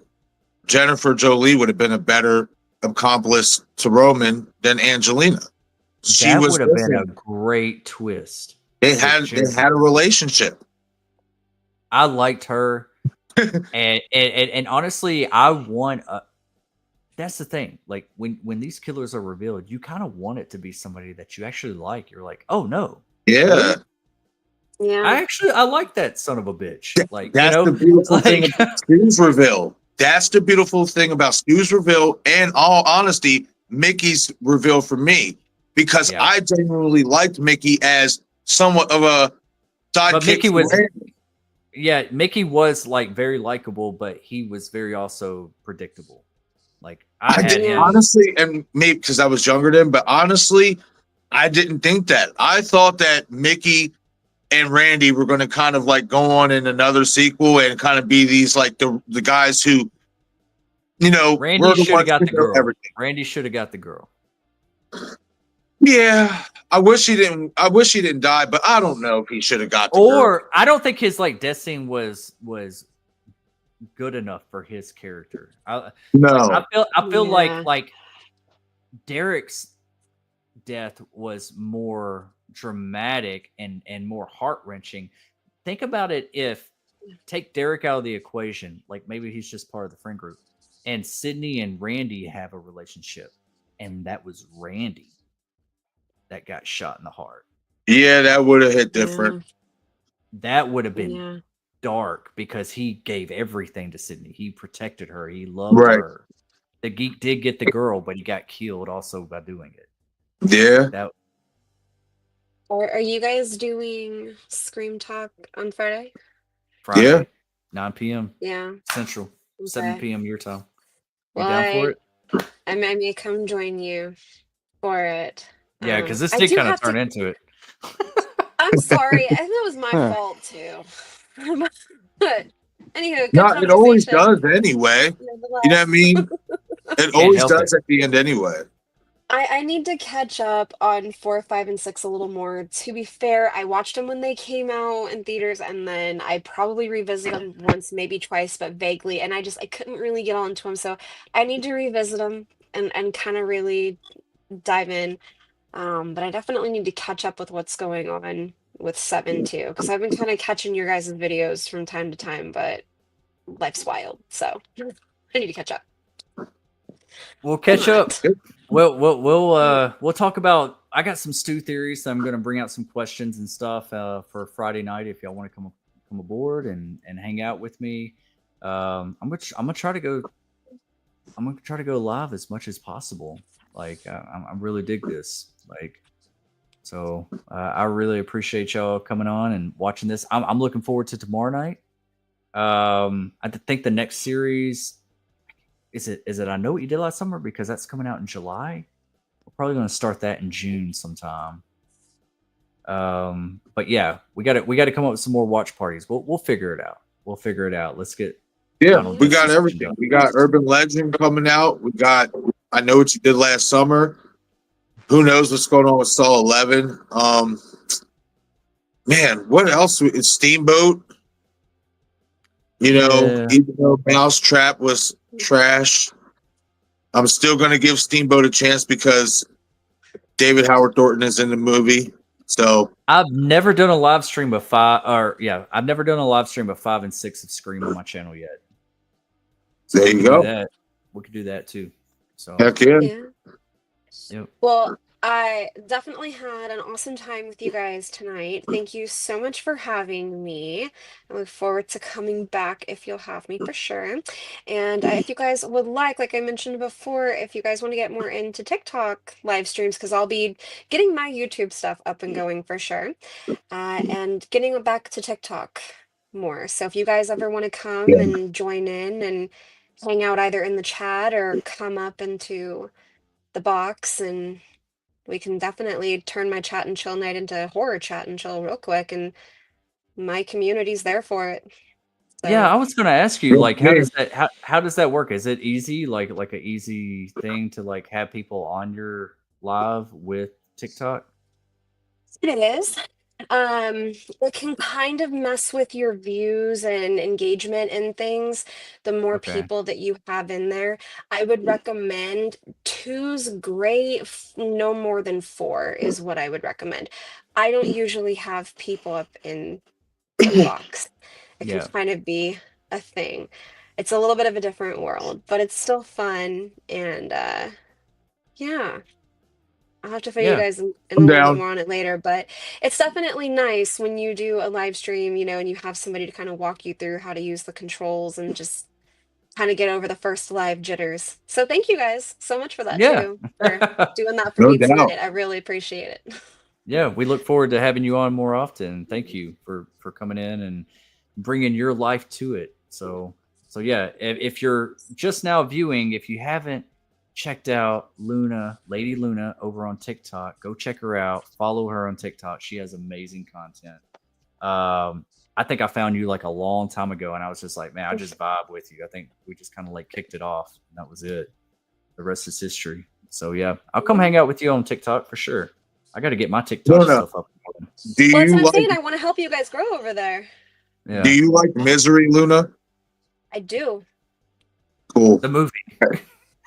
Yeah, not I'm actual sorry, like I'm a misery, little like dark not and real life salty, so misery. define God misery. no.